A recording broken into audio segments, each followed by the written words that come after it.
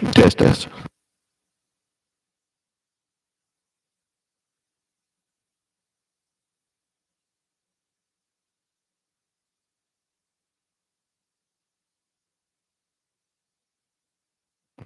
Hello?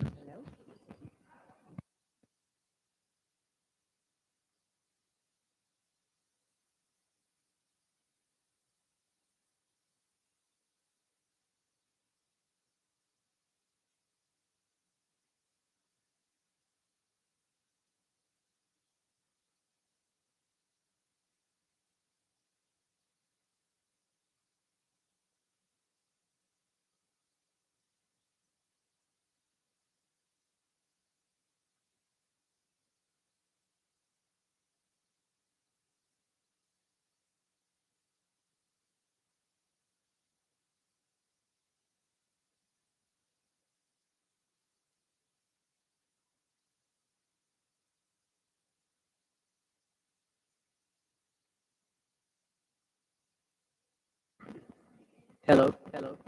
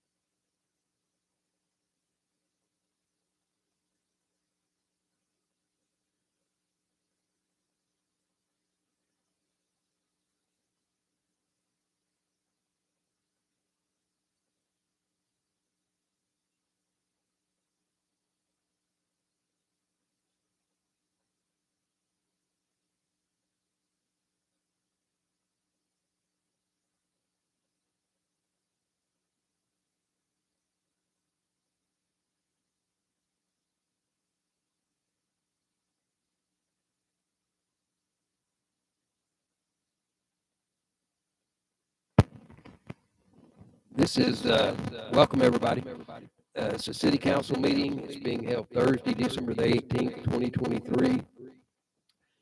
With the executive session began at 6 p.m. in the City Hall conference room, and the regular meeting is beginning at 7 p.m. Seymour City Hall, 301 North Washington, Seymour, Texas. All notices have been duly posted in accordance and conformance with the government code of the state of Texas, section 551.072C. The city of Seymour attempts to make its meetings accessible to all its citizens. If you have a need for auxiliary aids, please notify the city secretary at 940-889-3148 at least 3 business days in advance. This agenda is also posted on the city's website at cityofseymour.org with the following agenda to be considered. We've had our call to order. Let's do our roll call. Councilman Lanwin. Councilman Skylar Hendricks. Here. Council Lady Debbie Gillespie. Here. Councilman Billy Hendricks. Here. Council Lady Nancy Townley. Here. Okay. Let's do our Pledge of Allegiance, and then I'll lead us in prayer after that. If you'll remain standing after the Pledge of Allegiance.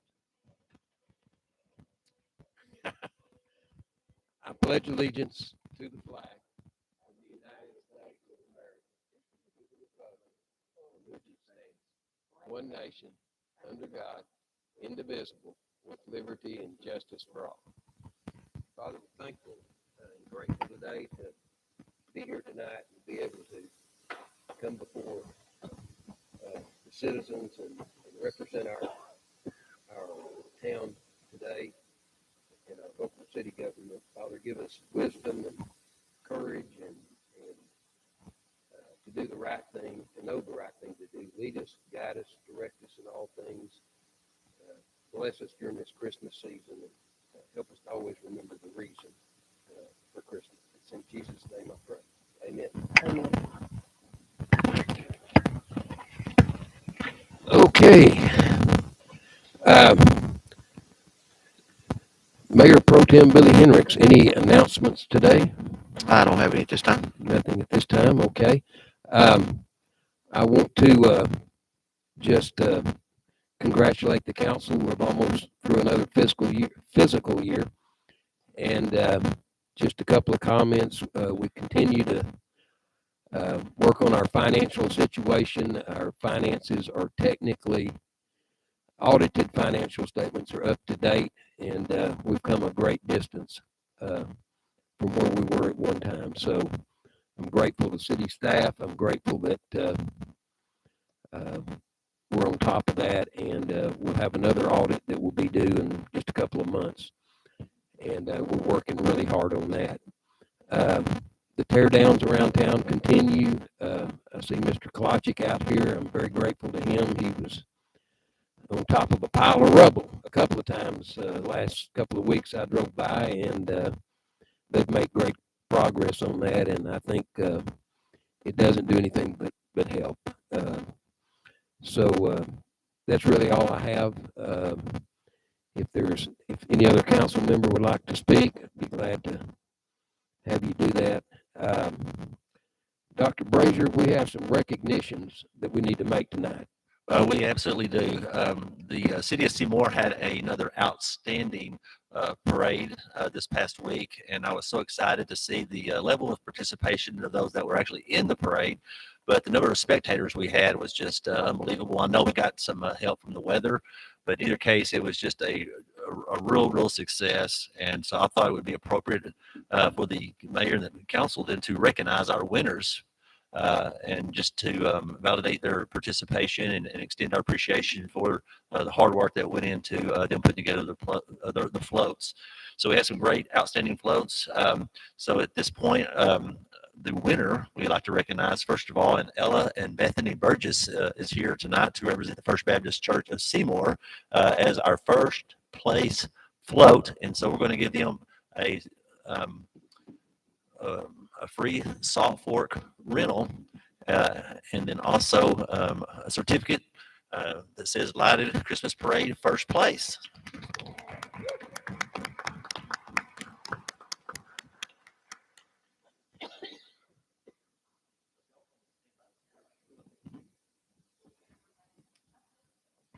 Our second place float, and of course we had judges. One of them was Mr. Davis, but then we also from TML had Mr. Yes, Gary House that was here. So I thought he was just neutral. He knows no one, and so people were kind of questioning, well, why this person win, that person win, and so we said the criteria. Of course, our theme was the superheroes of Christmas, and so anyway, I guess there's no other greater hero than Jesus Christ, so it was awesome for them to represent him. But our second place winner then, of course, went to Spider-Man float, and Knox Brazier was the Spider-Man on the float. So if Knox would come up, and he also gets a free Portwood Pavilion rental.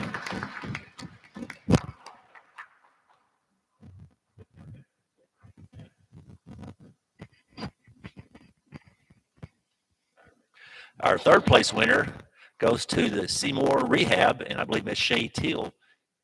And Chris, the administrator, is here. So if y'all would please come forward, and we'll present y'all.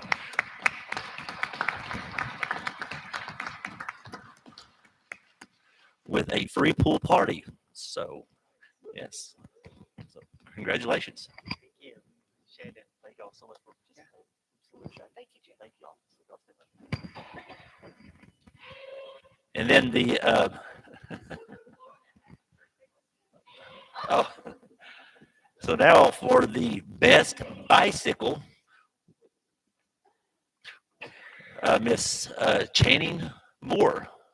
If you would come forward, this beautiful young lady here, and she gets a free 2026 family swim pass as well.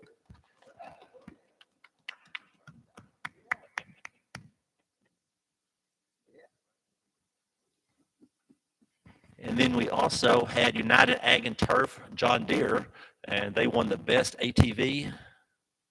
And I guess they were not able to make it. And then I guess the best vehicle was Rocky Higman Towing. So let's give a great big round of applause to these amazing winners. And if we could have the mayor and the council come down, let's take a picture. WD-40.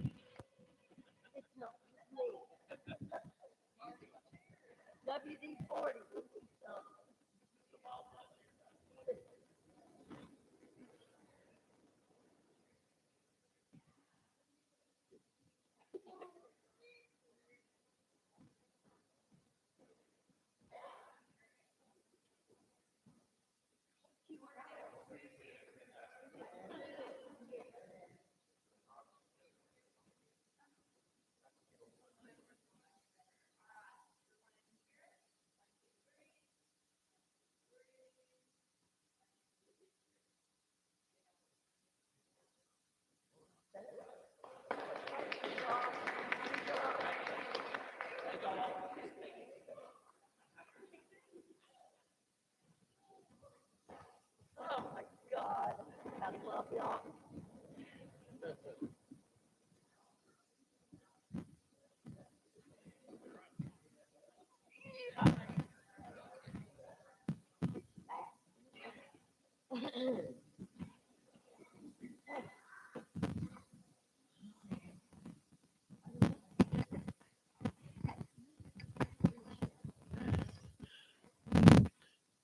Thank y'all for coming tonight. Appreciate that. Okay, we've got citizens' comments. Anyone would like to make a citizen comment, you're welcome to do so. I guess not. Okay, we have presentations. Ms. Hughes from Atmos. You've been with us. You've been with us before. Oh my gosh, yes. They're holding out on us over here. We didn't know about the cookies. Okay.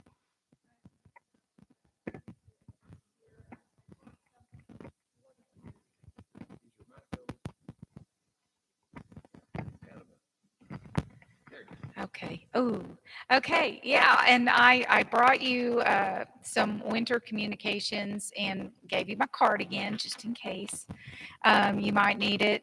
It's really for the purpose of helping your community. If somebody comes to you and says, "Hey, I'm struggling with my gas bill. Do you have any? What can I do?" Well, the ways that you can help them. In some ways, you can just give them some advice so that the next month it's not as bad. And that's a good starting place. Like lowering your thermostat, it talks about putting it at 68 and then 58 when you're not at home. Not using your heater in your pool during the winter time. It takes up a tremendous amount of gas. And then taking shorter baths, shorter showers, closing the fireplace damper and only washing like dishes or clothing in full loads. Just wait, because it really does make a huge difference. But I know that there are still some things that it can get away from people and the bills can escalate. So Atmos tries to provide energy assistance to some nonprofits in our area. And two of the nonprofits that would serve Baylor County would be Rolling Plains. They have funding and we've given them $30,000. So if any citizens are saying, I need some help, or they find out they have a leak on their side of the meter and they have to take responsibility for it, there's a way to sort of offset costs. We also donate to Catholic Charities, and there's a campus in Wichita Falls, and we've given them $60,000 for energy assistance. So it goes fast, but it never hurts to ask. But if any of your citizens are struggling, we also ask that they call us. Just call Atmos Energy, and they can find the number at atmosenergy.com. Because we have energy assistance programs, we may be able to reduce their bill. We may be able to defer some of it, and some of our customers actually donate to a program to give to those in need, and they may be able to receive services there first, and then hit up the nonprofits that might be able to help also. So I wanted to share all that with you and give you my card. And I know that y'all, I've been talking to Dr. Brazier about some of the projects taking place in Seymour, and he was kind enough to show me a lot of the work that's being done. And I know that we've kind of overtaken your city. I will tell you that it will be a win. When this project is complete, I know there's a lot of heartburn probably right now because there's holes everywhere. But what this will do is it will reduce energy bills in the future because old assets leak.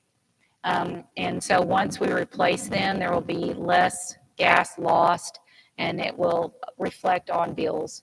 Also, it will make for a safer city. Although we do monitor all of our residents, and we have cars that drive down those streets monitoring for gas, this will really ensure that we have a safe environment for the community. And I did ask our project specialists when they forecast that we will complete our projects in the community. And they said, barring any accidents or issues or surprises, their anticipation is to be done before July. And so there's a light at the end of the tunnel. Also, Dr. Brazier, I keep saying it wrong, Dr. Brazier had inquired about a conversation about your streets.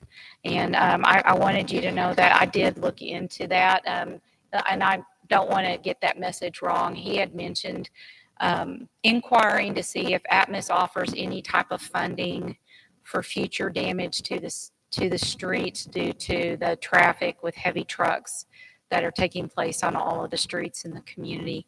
And I did look into it.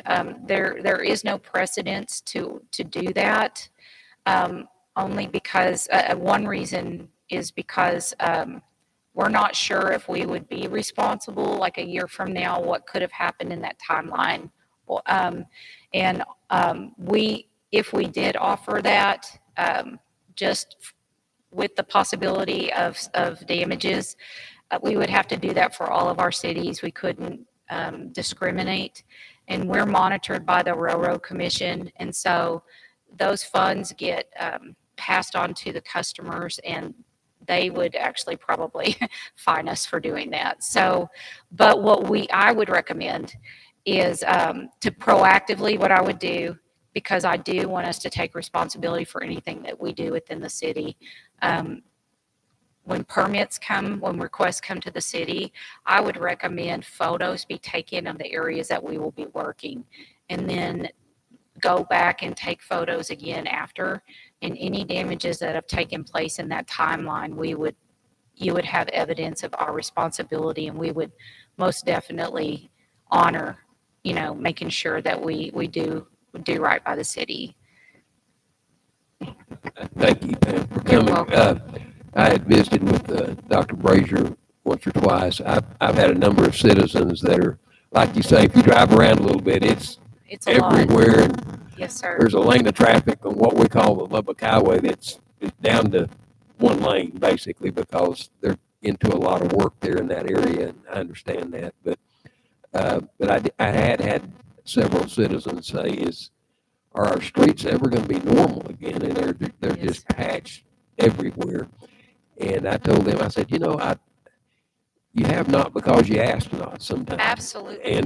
And so I guess that's, and Dr. Brazier, he contacted you, and then we didn't Yes. know if there was some kind of way to where, like I say, with this extent of the works being done all over our town, we're just seeking a way to maybe kind of, I don't know, if you just had a few $1 million sitting around, we could, Right. kind of go back and make everything look perfect, Yes, sir. But it is a concern of our citizens. It's good that I had no idea when you might get through.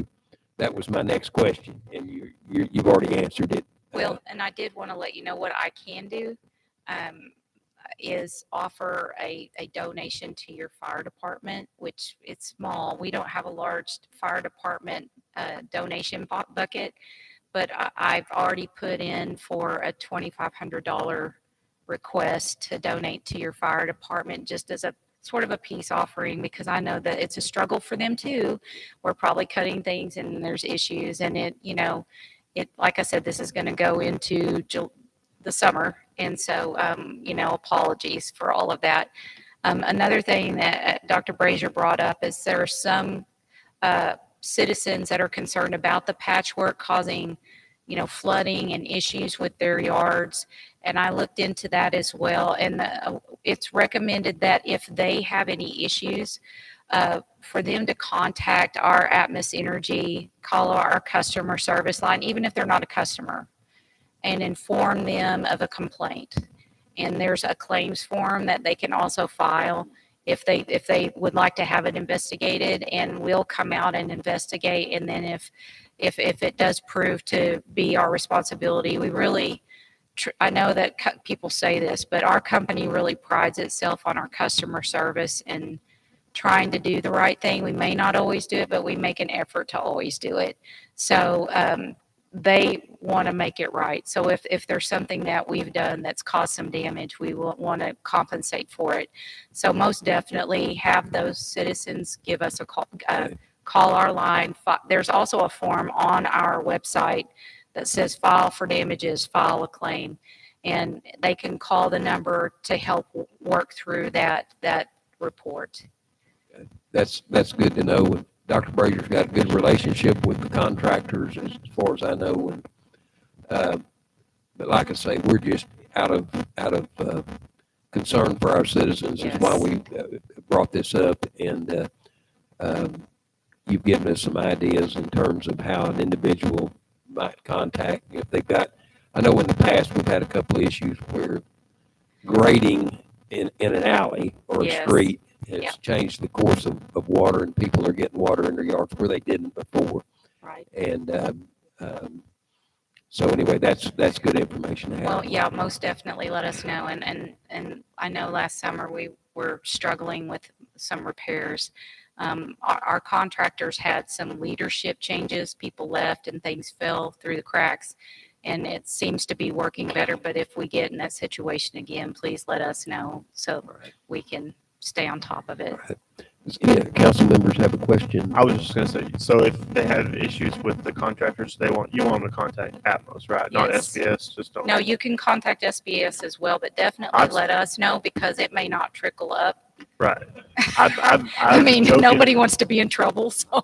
I've jokingly badgered the the owner a few times for fun because I work, his wife works with us, and so I've told him, I'm like, you need to quit tearing up my town. And he's like, I'm doing my But they, best. they do want to try to also do their best. But again, we need to be aware so that because it is in the end, it's our responsibility. They're working for us, so we need to take. He did voice that they are doing their best to keep it under control, and that if there is ever issues, let him know and tell him exactly where it's at, so he knows which guy and which crew to talk to. So they've That's been real wonderful. helpful. So I mean, he's been helpful.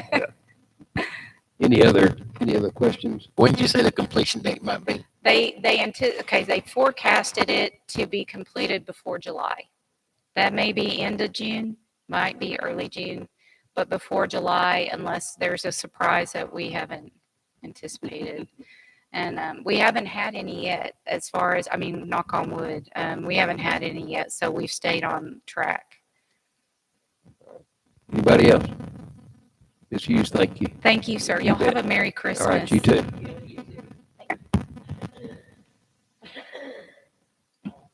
Okay, Mr. Todd Hendrick, Southport Recreational Complex Supervisor's Report. Just jump in wherever you want to.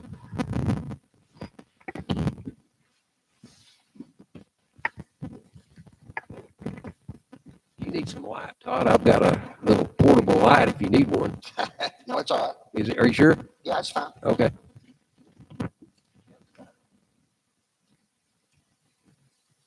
Well, since we ain't never really done this before, it's kind of a new thing. So Jeff gave me this list of stuff to go off of. So we did as best as we could to start out with. We can get better. Some of it we didn't really know what to do. So we started out there with your financial summary. And as you look through there, you can kind of see what we've done for October and November, which is pretty slow times. Greens fees, 1905, cart rentals, 1095, path fees is 360. Food and concessions was $328. We sold $443.87 worth of golf balls. Driving range $11. Fishing, as y'all can see all of that. That's a total of $53.32. So that's not too bad of October and November. You don't want to see what you've done in December because we've probably done about nothing, So December's is really hard. The facility's been used October 5th, 24th, and 25th. There's the totals there. That's the membership part right there is a close deal. You ain't gonna get exact numbers because of the difference in changes, people coming in and out. So that's just kind of estimating off 113 people that are there at the time during those 2 months. Partly gives you that number. It should be pretty close because our numbers haven't changed right now. So we've been at that 113 mark for a while.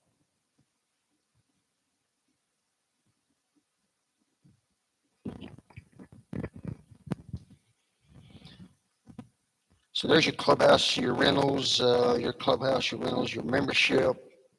Your membership is kind of the same thing. That's based off of the members that we've had right now. So and then just split up basically by the amount that they pay.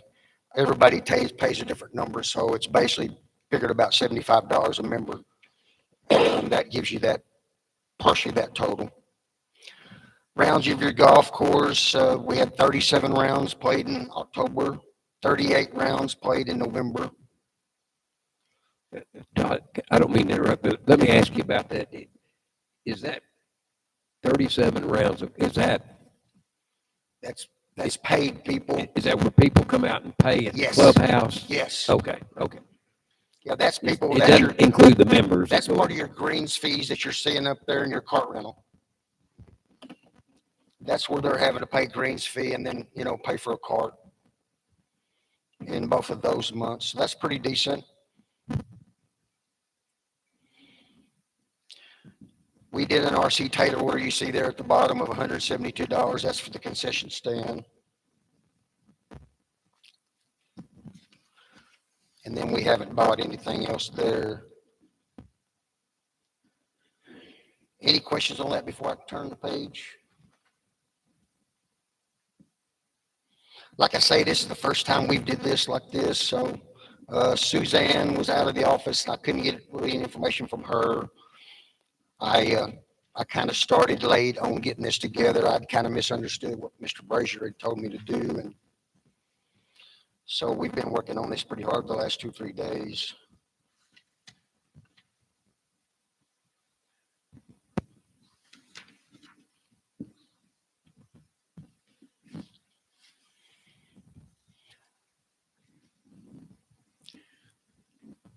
Do y'all want to go to the next page? Okay, then tournaments, that's just kind of a listing of the tournaments that we have coming up. I actually had forgot about, we do have a Texoma Junior Golf Tournament that comes in. What is that? That thing, I don't remember when that was.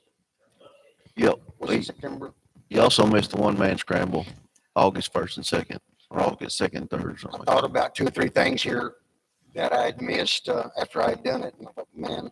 So we have 3 different things, I guess, besides actually our camp, our junior camp we have every year that we do for 3 days. And then the Texoma Junior Golf deal that comes in. This will be the 3rd year that they've been here. It's a group out of from Country Club in Wichita Falls is what it is. It's a traveling group. They play about 6 or 7 different places.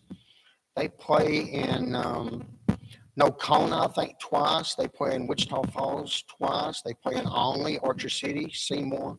That's It's a good pretty group. good little deal for junior golf. That's a good See a group. lot of good golfers. And we participated. So we've been into that. This will be our 3rd year, which is turning into be a big thing. We'll have about 30, 40 kids for that. Todd, on these tournaments, which ones are the ones that we're making the money off of? Or all of them except for our. So that'll championship? be your high school, the high school stuff. Only thing we really make there is concession stand money. Plus we'll make cart rentals for the parents. The schools don't actually pay to play the high school tournaments. Is that normal? I mean, I don't know what's normal. I mean, As far as I can tell, everywhere you go, the schools don't pay to play. They just pay for, like I say, the cart rentals. We charge them $10 for a brown bag special for a hamburger. So we brought in $1,500 last year for the hamburgers for 2 days.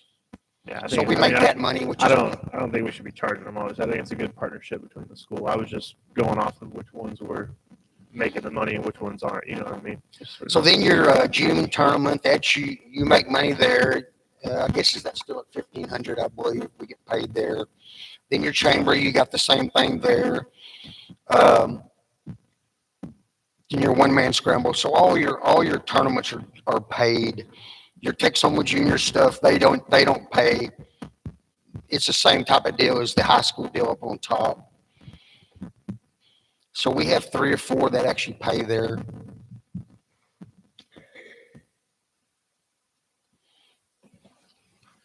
all right. Then I had an inventory report. That's the golf balls that we actually have on hand right now. The Titleist Pro V1 right there, you can see we pay $41 for that. And we sell that for $54.99. So this is what you've got out there right now. This is what we have on hand right now, yes. So all of this stuff has actually been paid for last Fiscal year. Fiscal year. 25 fiscal year. When yes. do you make your decision to start restocking based on this? Say that again? When do you make your decision to restock? Like we if we're- just- 'cause it We says just you kind have- of watch. Once we run out, we don't actually stock before we run out. If we've got something that's a big seller, we let it run out and then we turn around and order them. And they come in pretty quick. Okay. We have a real good order. So it ain't like we try to stack up with a bunch of stuff at all. Right, no, understood. I was Yeah, just we don't- curious. We don't do that whatsoever. The last 4 deals on the bottom of that page is some stuff that's been there for a long time.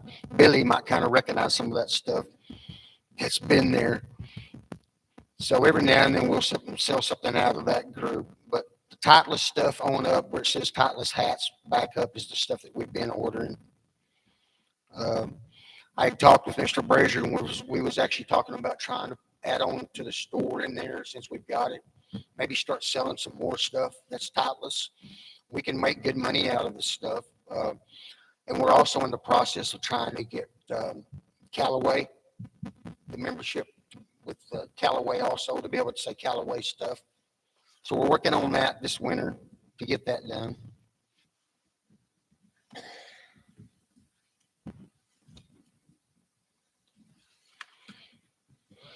Concession, that's just what we have right now, concession. We don't have much stuff sitting around.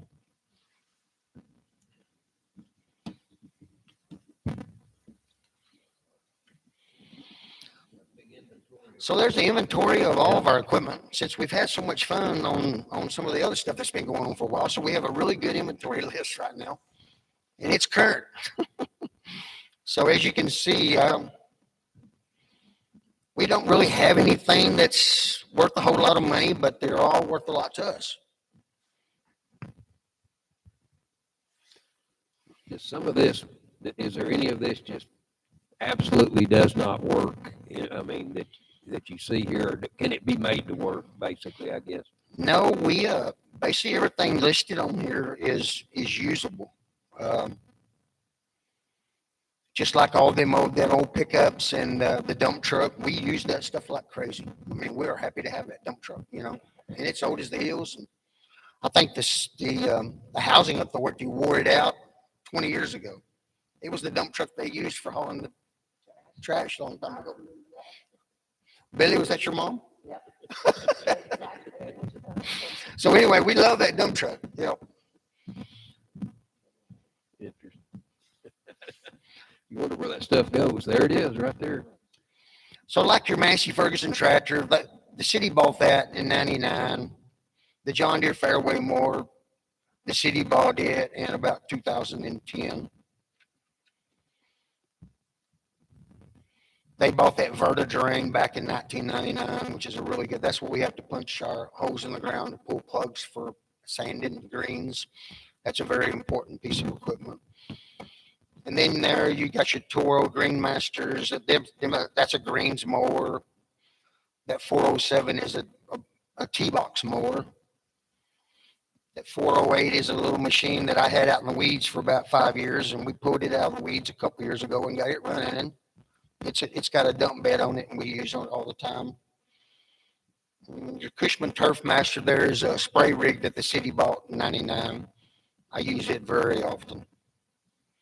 So most everything on there, there's nothing on there that we don't use. That's a good list. It's good to have a list. It is. And I had got a value I'd put on that stuff. I had done a bunch of calling on all of that equipment. I could have put that on there, I guess. There's about $125,000 worth of equipment there. You know, it's all used, so, you know, it's a used price. So, you know, that type of deal, you hope to get what you can get. all right. There's not that, I did not have on there the Ditch Witch, the ditching machine. It actually belongs to the electrical department, but we've had it out there forever. And this list I had made up for the sale. So I had taken it off so we didn't sell it if we got the place sold. So it's not on that list, but we keep it out there. We use it a lot.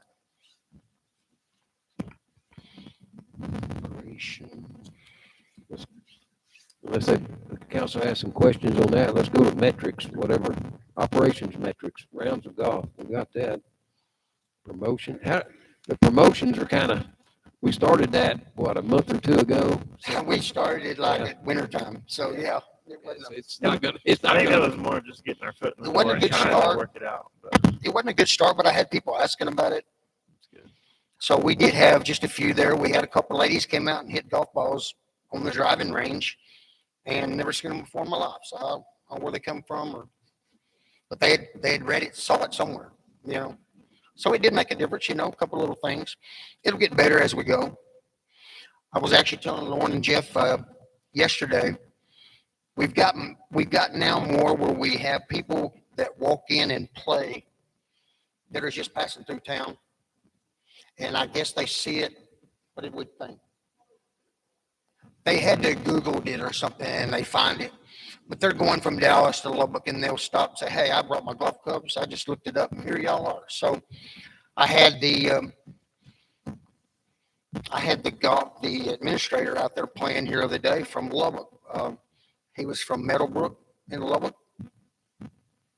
Said he went to Knox City, wasn't nothing there. Drove to Monday, said there wasn't nothing there. So he said, I'd come to Seymour just see what y'all had. So we had a good visit with him. He played 18 holes that day. Yeah, it was pretty cool. And he said, I'm just going around the country looking at golf courses, just getting some ideas from everybody. And he said, I'm the superintendent in Lubbock. So you never know who may pull up. Superintendent of a golf course? Or Yeah, Okay. Meadowbrooks Okay. in Lubbock. Mhm. All right. So there's the fuel report. Okay. We've had good luck with the fuel. We've put the gas, the pumps on them. So your pumps have meters on them. And we also keep up a log sheet for everything that we put in, 1 gallon in a jug or 10 gallons in a pickup. And we write that down and date it. So at the end of the month, I can add that number up, compare it to the meters reading that you see there. And we've been pretty good. I mean, there's a couple, 2 or 3 times we were a little bit out of whack, you know, 4 or 5 gallons, nothing real bad. I just have to stay on them all the time to remember and go put that down, you know. Write it down. Yeah, I'm headed out on the course, write it down, you know. But we keep up it pretty well. Right now, they're perfect. There's nothing off on all the numbers we have right now is perfect. So that's the gas that we've bought this year. We bought 100 gallons of diesel at $2.82, and we've bought 140 gallons of gas at $4.90. It shows how much gas I have left in the tank right now. It's amazing how close the two are. One of them's 921.5 gallons of diesel, and gas we've used 952 gallons. So it's pretty equal. So you have more gas-powered vehicles, obviously, than diesel out there, I would assume. Yeah, but you run that diesel stuff so much once we really get busy and mowing all the rough and the fairways and stuff. Those are diesel mowers, Yes, fairway they're all mowers. diesel mowers, yeah. The big stuff. greens mowers. diesel Greens mowers are all gas. Gas. Mhm. Yeah.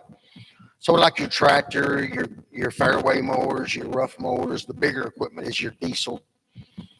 And then you have golf carts in there too. So golf carts, they don't use a lot of gas, but then that makes that number a little bit higher. But with a meter on the stuff, it makes it a lot easier for us to keep up with all that stuff.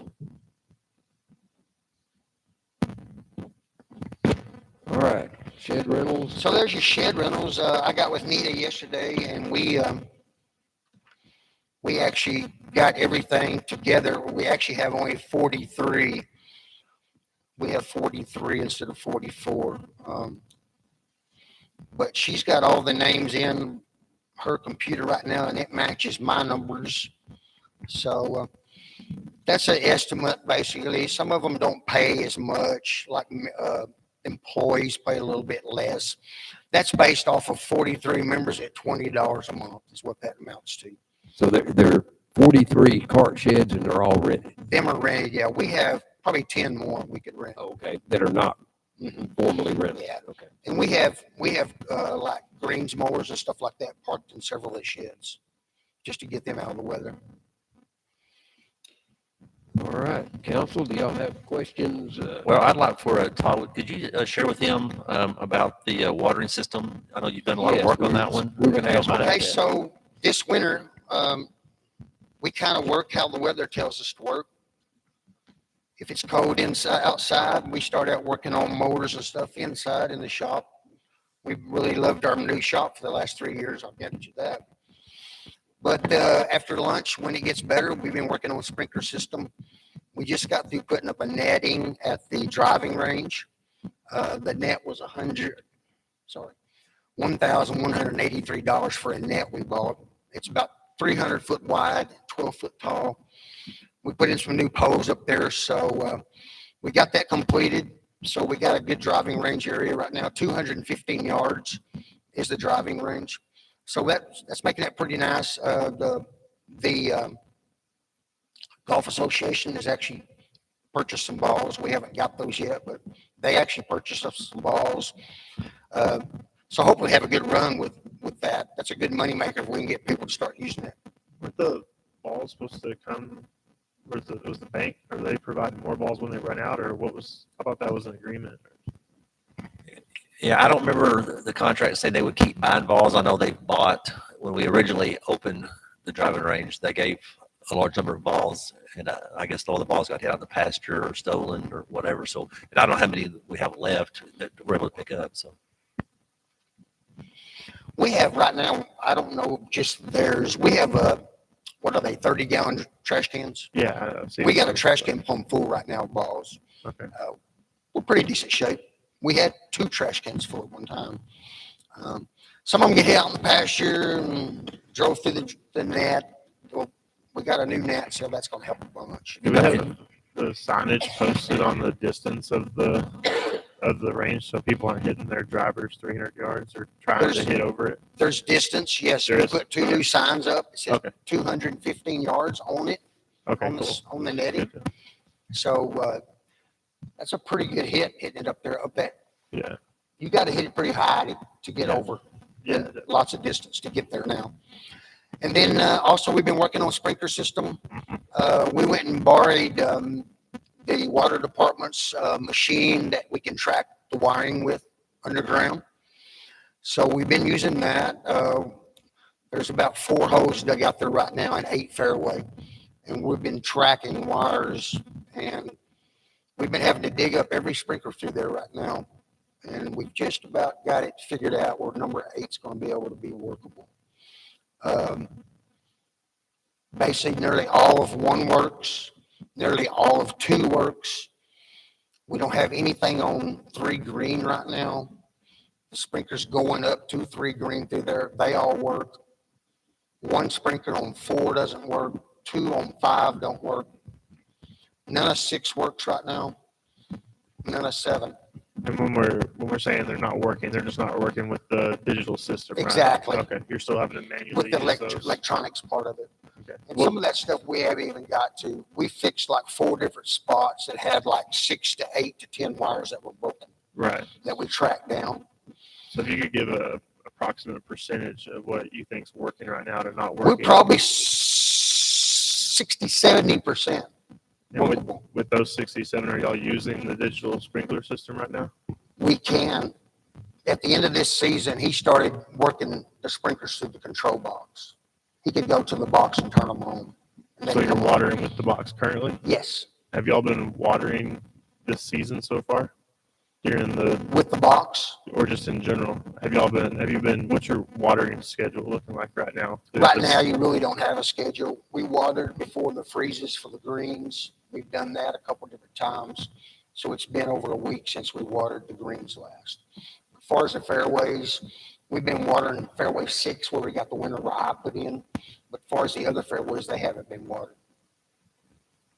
Is it so that to knock down on mowing or what? I mean, There's no reason to.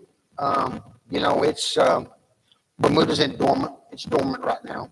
The only one that you really want to kind of stay on top of is your greens. If they have a tendency to dry out, they could freeze out. So as far as fairways, you can go in there and water your trees, keep them in decent shape. But if we get a little rain, once a month or something like that, everything's going to hold pretty well. have we been watering those trees that were donated? The trees, oh yes, oh yeah, yeah. I've been doing that myself. Good deal. Yeah. I can't hear.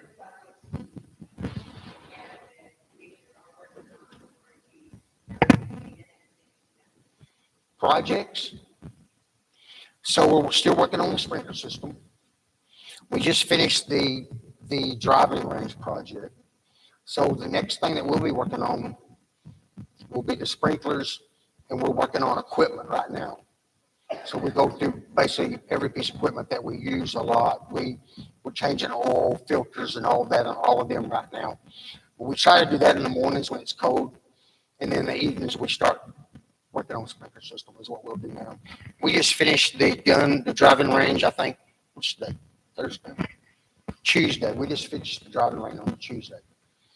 So, Do you have an anticipated deadline of when you might think the sprinkler system would be done? And do you need any help from, say, a contractor or some outside source that might help you complete that project? so Jeff talked to me about trying to hire somebody. Right now, since we had the little machine that we're able to track a lot of that stuff, we've actually been moving forward with it. Once we get to a point, I think, where we don't really know what to do at that point, we may have to look at hiring somebody. Hunter sprinklers is what we use. That's our control boxes, our computers. You can actually get teams that would come out that would work through Hunter and do a bunch of that stuff for us. Or we can look at doing it in town. I don't know. But I think probably the best thing would be to talk to people that know what's going on, like the system, the Hunter people. So they could give us estimates, I'm sure, say, hey, we want to do this much, can you do that, and what it would cost. So when you get to that point, a certain point, then it's like, we need some help. Yeah. And that's when you would contact. Like number 8, like I said, number 8, we got about 4 or 5 different things dug up right now, sprinklers, and we're tracking that, and it got cold and we hadn't finished them, but we were tracing wires, and when we got in there, there's wires that are in there that ain't going anywhere. They're just, I don't know, ghost wires in there. They don't go nowhere. So we're having to chase that to the next sprinkler. And then we're trying to figure out why we've lost electricity back here somewhere. So then you're digging backwards, trying to find that break. And the process we've just about got to where everything's going to work on number 8. And that's been a long time since 8's worked at all. So that extra 30% that you said still needed to be done, if you had help, how long would you estimate it to take to knock it all out? If you had help. Or with your current staff, I'd revise a little bit. With your current staff, could you get it complete by the golf season, by the end of the winter season? We'd have to have help. You wouldn't be able to complete it I don't by think we can. by spring? We can. Once we get number 8 finished, then we can start figuring out why we don't have any wires, nothing going on at 7 area, 6 area. We fixed 8 wires the other day crossing the creek at the bridge, by 3 Green, and we don't know what we fixed. We can't find no juice what that did for us. We were hoping that was our main wires going to 6, but Is there a Hunter representative in our area in Fort Worth. in Fort Worth? Okay. Would they come out and look at it? Oh yeah, Don LaCroix is his name. Would they charge us to come out? No, he's been there. He sells me sprinklers, and he'll come in from time to time. He's the one that actually sold our computer system. That's Hunter. The control boxes that are outside, that's all Hunter. So that's where we bought that stuff, and they can bring people in to do all that. So Todd, do you think it would be reasonable to maybe get someone to come in, at least give an estimate, and we can Yeah. give that to the council and then decide if they Sure. want to, Yeah, let's or do how they want that. to move forward? Because I applaud all y'all's hard work. I know y'all have come a long ways, but at It's some just- point, It's just cost, and But and they're that's what I making was worried money, about, they're was making cost. money off the course. I mean, they're a Yeah. vendor, but we're a customer, so Exactly. possibly I'm sure they would come and look Oh, at it yeah. and give you some kind of price. They making nearly $300 a sprinkler, when we buy them, So, yeah, they are. So I'll call them. I'll call him tomorrow. I mean, I can call him right now, Say, come out next week and look this Yeah. over, Yeah, exactly. and one last thing, Todd, would you mind sharing with them kind of what your game plan is as far as the golf cart path construction? Golf cart paths, 9,005 feet. I know that. I've already figured that out. That's just the distance from number one tee box up to number two box, number two to number three, and all the paths that we would actually do. That's not on both sides of a fairway. Gotcha. That's basically our main pass, and there's 9,005 feet. We got like 10,000, close to $10,000, I think last time I looked. Will that do, how many feet will that do? It takes about $9,000 to do 700 foot. And that depends on how wide. Yeah, well, And we talked about only doing 5 foot, but 5 foot puts about that much on each side of a golf Yeah. cart. So we were wanting to try to do 6 foot paths, 3, 4 inches, you know, Yeah. and that, it's about 600 feet is what that does. Do you have any plans on doing that this spring or the summer, or what y'all's plans? I haven't really made no plans on it. I was more trying to get the sprinkler system going than anything. I wanted to get that net finished, which we were already working on. So it gets to the point, which one do you want us to do? You know, you got 3 people, and when we're working on the sprinkler system,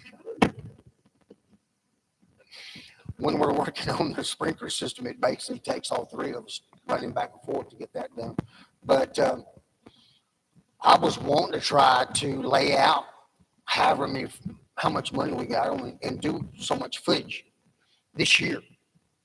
So that was kind of the plan. And we had already measured it out. I had already measured from number 5 tee box up there to the Y, Billy.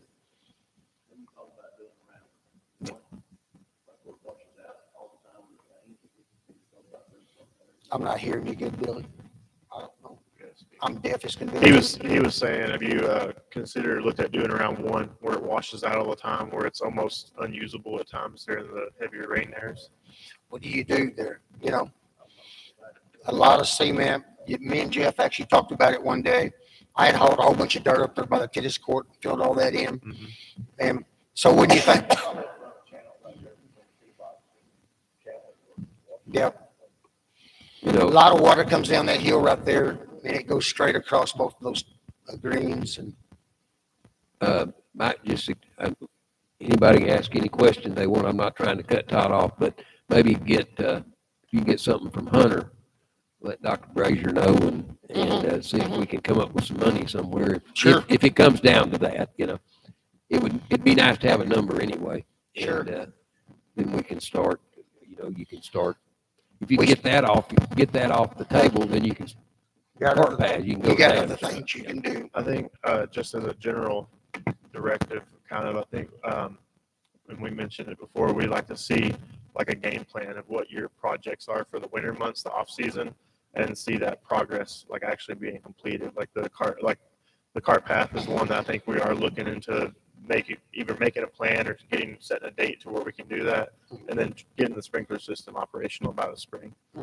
So that way, whenever it does start, you're starting to have to plan for a mowing schedule, that you have another guy that you can implement that's not having to go around and manually use the sprinklers. I think that would benefit you guys a whole lot with your overtime issues, with your man hour issues, and with your dating and being able to work the weekends and things like that. I think if you had your sprinkler system done and we actually get that done this winter, it can help you move forward out there. Yeah, because your sprinkler guy spends 3 days. And that's what that's one of the main, that's why I'm pushing. That's why we as a council, and Jeff is also in agreement, we're pushing that we finish that project by the winter. If we only water half the day, you know, he'll water Right. Monday, Wednesday, Friday. He waters 3 days. So But but whether when that's, it's hot and dry, he's going to water nearly all day. and like I said, whether that's you guys completing the project or you plus the Sure. winter systems, whatever you got to do to get to that point, that's got what we want to support you in that. Sure. But we got to see those numbers to be able to support it. And then, But you know, you actually saw what it takes to. yes, that's water. why, and that's why I'm addressing. That's why I've talked to Sean about it as well. I'm like, man, you could be used so much more, and we could use you in a much better. You'd be a better asset than going around and Yeah. turning the sprinkler heads. Yeah, because they can water at night when nobody's there. Yeah, and Exactly. you guys That's a man for you, just to, Yep. them boxes are a man, 2 men actually, 2 men, yeah. to start at 9 o'clock and finish by 6 in the morning, Exactly. and you're done. Oh, And then- I saw it when it ran like that. And then, like I said, as well, planning or maybe looking into that area around 1, or maybe the more troubled areas for the cart Sure. pass, so we can use those funds appropriately, and show something that we're benefiting actually using those cart fees and those path fees to the advantage of the golf course. I've already talked with Lloyd Studer. There's some stuff that he's got to do for me in the pump house. I've visited with him already on all that. Good deal. One of them is just a signal, control box, signal computer to control box, and control box to the pump house. And it works off of an antenna. And then we have to have one more hard drive. And there's 4 pumps in there, and they variable speed drives is what they are. So 3 of the pumps have that, and they'll fluctuate with pressure. If they get too much pressure, one pump will turn off, and they eventually, if it doesn't need water, everything shuts off by itself. So we have to order one of those for that system. So that and they can the relay part of it for the radio part of it to get it going. So there's not a lot to do there, I hope. But I've already talked with him on all of that. Well, yeah, just before we do another kind of presentation like this, and as you communicate with Dr. Brazier and Lauren back at the office, and just keep that open line of communication so he can tell us, and then we know how you're going with those projects. But those are the projects that we'd really like. Yes. That we not like to, but must be done by the end of the winter. We as a council want to see that sprinkler system up and running, because it'll help you guys be more efficient and help us out there tremendously. Sure. And then, like I said, the path fees, we want to see progress so that people can see that their money's going to where we said it would be going. I'll have a little way in the morning, and I'll have Mr. Don. I'll give Jeff a call tomorrow when I talk with Don. Yep. And then the only other thing I was going to ask, and this was kind of for both of you guys, do y'all think that the way you gather this information you're reporting to and from City Hall is working right now? I mean, as far as like the finances and the money and everything, is the system y'all have in place adequate? I don't know. Or is there a system in place? right now? No, everything's working fine right now. Yeah, there's no problems at all. The only thing I would say is that we probably need to include in this actual figures from this software system, so you can see what's recorded in our books versus what's calculated. That makes sense. Like, I would say these are calculations and they're taken from those notes, Yes. versus we could just print out Print a it out. couple of a revenue and an expenditure report too, so that you have what's been recorded in the And software. if that's something that you or either whoever Yeah. can get with them to teach or Yes. show or show where And- that is, that's fine. And that's how we did run those reports, and that's how some of these figures are. But if we gave you those reports, then it would back it up with what's in our software system. Perfect. Yeah, we just I want to had keep got that. with I had got with Suzanne and didn't realize she was going to be out of office this week. So that's where that crashed. So we just kind of collected what we could collect. It just helps see it more accurate and Oh, yeah. that defined number. And then at the same time, also with this report, Lauren or Jeff, however we do it, can we kind of see a profit loss type thing, or how it's going as far as the budget? I mean, if we're sticking within budget on the money we're making, if we're losing money out there based on the memberships, can we do that monthly or? So your memberships are done in a way that makes it a little bit difficult to accurately look at what you're going to make in a year. Half of them pay annually. Let's just say half, and that annual payment happens in July. So the people who are golfing today paid you last fiscal year, essentially, right? So that it was recorded in last fiscal year's revenue. So when you look at this fiscal year's revenue for memberships, it is solely recording those who pay monthly, and then that's it. And so you won't see your large annual payment membership people until July of 26, because that's when that annual payment comes back in. So memberships are kind of funky when it comes to recording them, because we have different times that money comes in. But we can base a lot of that off. You can look at what came in July of 25, or we have a list, and Todd has it too, that shows who's annual and all those different elite or regular memberships. And then there's in town and out of town. There's a lot of different ways that we skin the cat, to get the bottom dollar. So like on the revenue report right now, I want to say it will only show I think it only shows like $6,000 for memberships, but you had probably $20,000 come in July, 1 month, because half of those people paid their membership in July, but it reported last fiscal year. So the bulk of your membership payments you'll see in July of 26. As far as profit and loss goes, the only way to do that is if in the office it's recorded like, I stole this Coke for $1.50. It cost me 50 cents. You know, that's the only way to show that every single kind of transaction being recorded. But Ashley and I talked about having Excel loaded on their computer because they were only using an online Outlook, kind of how y'all have your emails done, because no one was needing any software and it costs us extra money. And so I think that she would benefit from an Excel sheet, something that she could easily plug stuff in and calculate it off of. So we talked about getting her Excel on that desktop out there, and that might help produce a report that you want based off transactions. I did make copies of all the receipt reporting that they turn into us on a daily basis. I made copies of all of those and gave them back to her so that she could double check her numbers and they all came out correct. And there's just a whole lot of new checks and balances that are being instituted now that will be beneficial. You'll see more of a benefit from 6 months down the road than you do right this second, you know. So we can run revenue reports and we can run you expenditure reports, but comparative reports, I think, is going to have to come from the clubhouse specifically. Okay, thank you. All right. Let's move along. Anybody else have any questions? We need to kind of move on with our agenda. Todd, thank you for bringing it. Thank you, Todd. Yeah. Well done. I thought you had a question. I'm sorry. You're good, Todd. Well done. Appreciate it. Thank you, Thank sir. you. Thank you, appreciate it. Okay. Get better. Yeah, well, that's the first time. Thank you. Let's do our city administrator reports. Dr. Brazier. Yes, sir. Just a couple of quick things. I know we're running short on time, but, you know, of course, y'all know that Nita has talked about that she's going to retire, I think at the end of March. And so we have started advertising for another utility clerk. Of course, y'all know that we've taken Alicia, and she's been training and preparing for that date. It's just coming up a little quicker than what we anticipated, but I think we're going to have a smooth transition.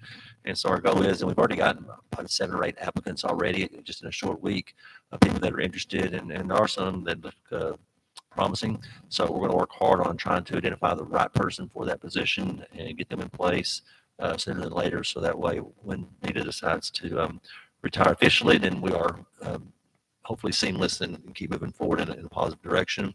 Also, want to let y'all know that the water department did hire Jared Hopper for that 4th position. So Chase seemed to be really excited about Jared and thinks he's going to do a great job. He's going to start, I believe, on January 4th or 5th, whatever that Monday is after the new year. So, and we continue made great progress on the 25 audit. And so we're still working to get that done, as the mayor talked about. Can't read my writing there. I was going to tell you all that, but I can't read it.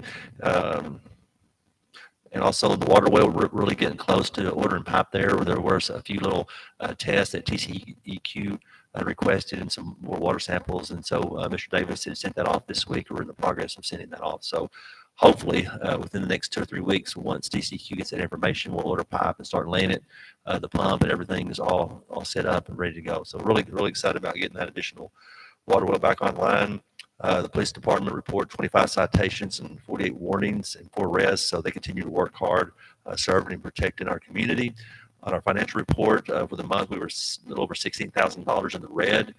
For the month, about over $76,000 in the red, which is typical of this kind of year. The temperatures have been very mild, so we've not sold a lot of power. And of course, our water sales are down as well. I don't think that we're overexpending any kind of money. It's just, you know, it takes money to operate the city. And the fact is that the temperature controls obviously our sales, but I think we'll make that up as we continue moving forward. But we'll monitor that month by month and making sure at the end we are where we need to be. And then on the dilapidated property report, Lauren can add some stuff there, but I'm excited that Mr. Ecologic has worked really hard on getting the Tackett house down on the ground. I think we've ordered our 2nd set of bins that he's filled up today. So that's a big house. It's going to take a lot of bins. So Then hopefully a couple weeks, we'll have that property completely cleaned up, and then we'll be identified and moving on to the next property. Or anything you want to say on the dilapidated property? The 3 properties that are listed on your report on page 24 under Texas Community Groups that we condemned are ready to be torn down. We're getting condemnation orders tomorrow. So we've just been waiting on that final. There's a waiting period. We've exceeded the waiting period. So now we can have the postings and actual tear downs can begin. So there's 3 of those properties. One is on McLean, and then we've got one on East Street that is just down from where we tore down 807 and 811, and then the one on Tackett. So those 3, and then we do have 2 private residences, properties owned by private individuals that has been contracted out. So as of tomorrow, we'll add 3 more, so we'll have 5 available for tear down. Thank you for that. It looks, I hear good comments about it all the time. I really do. The people are appreciative of how the town, we've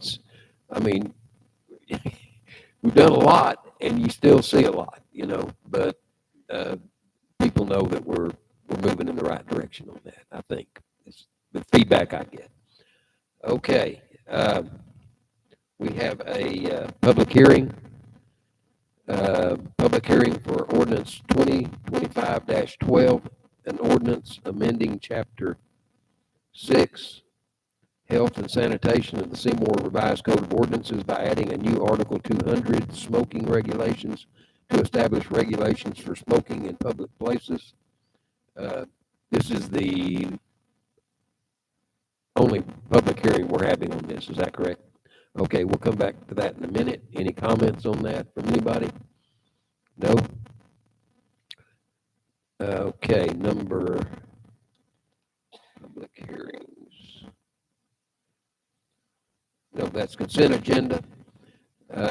It's 4 through 8 there. Do I have a motion on this? Making a motion, we approve the consent agenda. I'll second. We have a motion and a second to approve the consent agenda.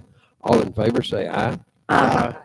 Okay, maybe the first time I have not forgotten to get a motion on that, but so, thank you, Billy. Action items, number 9. Discuss, consider, and take action concerning a specific use permit request at 1669 County Road 205. And do we have someone here tonight that would like to speak on that? Come on down. There you go. Just introduce yourself and tell us what you want to do. This came up last month, and we just didn't want to do anything till we got a chance to speak to us or us to speak to you, however that works. Well, I'm Kristen Vaden. I purchased the property, actually, the first time I purchased the property was back in 2015. Then I had to sell it, and then I bought it back again. The house that's sitting on the property is really, really in bad shape. But with my work schedule and all that, it's just going to be easier to put a modular home on the property. And that's what I'm asking for permission for. These days, modular homes and even manufactured homes are not your trailer houses of like the 1970s. They're actually, you can get some of them that are really nice. The one that I'm looking at right now is, I believe, 2x6 studs, 16 on center, and even the floors are on 12 on center. The modular house that I'm looking at has a metal roof. It's smart panel siding that's supposed to last up to 50 years. If any of y'all have went out there already, I've been working on it on my days off that I can, trying to get it cleaned up. I will be taking down the house that's, tearing it down probably, hopefully by the end of next year, if not sooner than that. But yeah, that's. Yeah, I've driven out there. You wouldn't, my first impression is it's not in the city limits, but it is.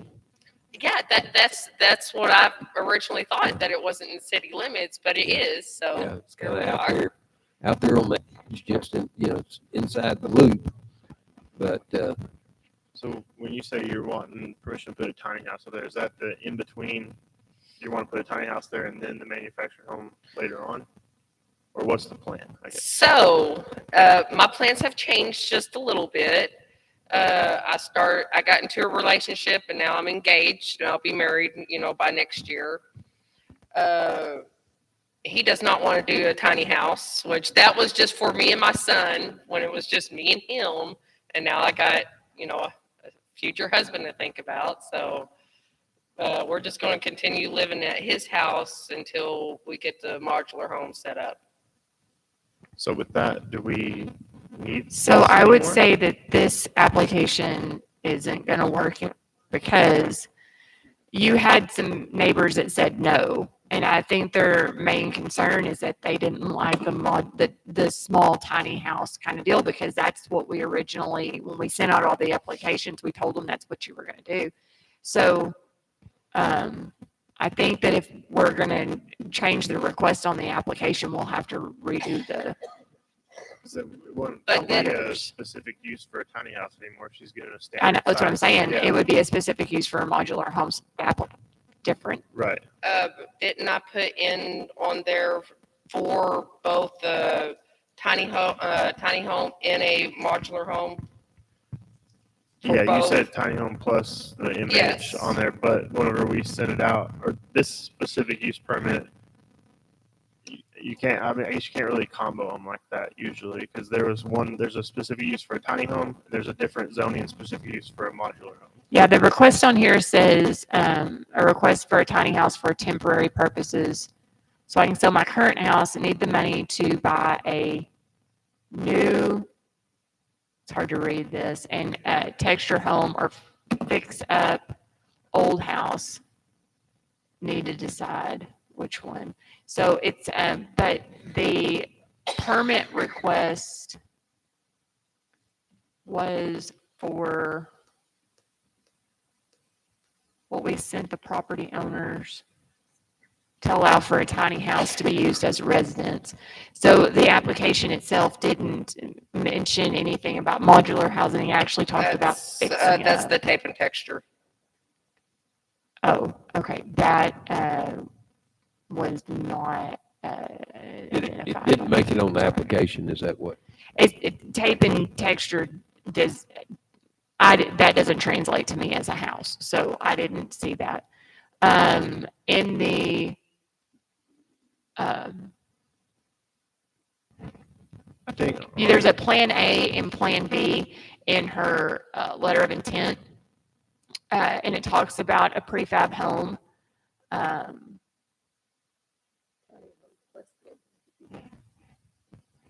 think that the way that it was sent out to the property owners surrounding, I think it would probably benefit you. Congratulations, by the way, on your new plans. It sounds great. But I would, and on the engagement and everything, but I think it would probably benefit you if we redid this and with a really clean permit, and we were able to send it back out to those property owners, and they would get a lot more of a warm and fuzzy about you wanting to put up a nice new manufactured home and then tearing down the old one, rather than the tiny home that was sent out to them originally. You know what I mean? I would say too, we didn't send out, there's not that many adjacent property owners. Right, So yeah. the application fee that was originally paid is sufficient to send letters out to others to get a clearer understanding. Because I think maybe those two people that said no might not say no if they knew you were going to have a modular home. Yeah, a Is, nicer. is it a new modular home? Is it used? As far as all that, it's not used or anything.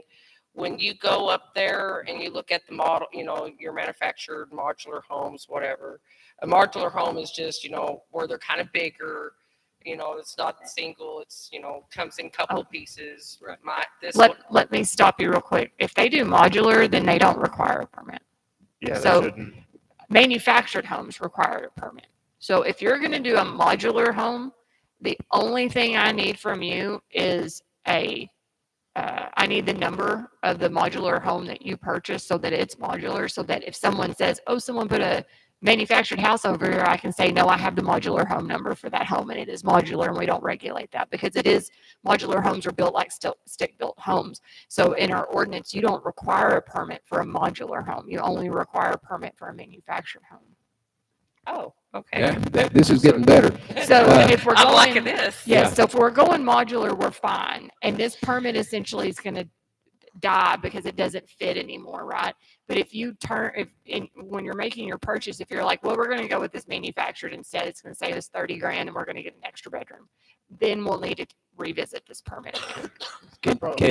I'm sorry, go ahead. I was just probably gonna say what you're gonna say. I'd probably get the model or what you're Yes. looking at and then communicate with Lauren, and that way we kind of just table this or no action on this at this time until you know what specifically you're gonna put on there. We know if we need to do a permit or not. Make sure it's a modular number and just whatever. And they know. It is. It's Yeah, on the people file. that you're doing business with, they know what numbers they need to give because we're not the only people that do that. So as long as I get the number of the house, we'll put it in this file. And it's really more to just keep everybody else happy that know you're following the rules. I just need that number and I'll put it in this file and we'll stick it in the file cabinet.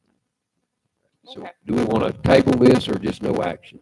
I would do no action at this time. Tabling means we have to look at it next month. So I would just do no action. You keep figuring out what you want to do. If you change to manufactured home, holler at me and we'll pull it back out. And we'll look I'm at it. pretty stuck on this one. I think that's a good idea because I like you, but we don't want to have to see each other any more than we have to. So Okay. yeah, that would be great. Just give me a number. All right. Okay, I could do that. So we don't do anything, it goes down as no action. Okay. I think it's looking better. Thank Okay. you. Thank you. You bet. Thanks. Okay. Number 10. I'll go slow here and maybe Skylar will get back here in a second. All right. Discuss, consider, and take action awarding construction contract for CDBG TDA. Table this. Table this. Okay. TDA 2023 grant project number CDB 23-0141. Dr. Brazier saying we need to table this. Okay, for next month. Okay, do we have a motion to table this until I next make a month? motion, we table this next month. We have a motion. We have a second. We're going to table this construction contract CD BDG TG ABCDE till next month. We have a motion. A second. Mr. Wynn, all in favor say aye. Aye. All opposed, no. It passes. Number 11, discuss, consider, and take action concerning the joint election contract for 2026. Lauren, this is a technical thing we've got to do to handle elections. Go ahead, Lauren. We do this every year, Yes. and the hospital has to approve it, and the school has to approve it because I'm the elections administrator, and y'all split the cost of the election 3 ways, so y'all have to approve it too. If there's something about this agreement you don't like, we need to make changes. Otherwise, it is the exact same agreement you had last year. Okay. It's the same that we had last year, basically. Do we have any discussion on this? Anybody? Do I would consider a motion to approve the joint election contract for 2026? So moved. Okay, Ms. Downley has made the motion to do this. Is there a second? A second. We have a second. All in favor, say aye. Aye. All opposed? There is none. Number 12, discuss, consider, and take action concerning bids received for 1007 Kenning Drive roof. And I think we got, That should be in your supplemental packets. You also got it by email, but Yes. you should have a overview bid sheet.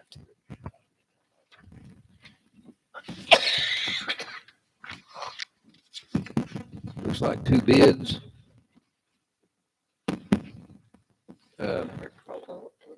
Robert Kroll Construction, Alert Roofing.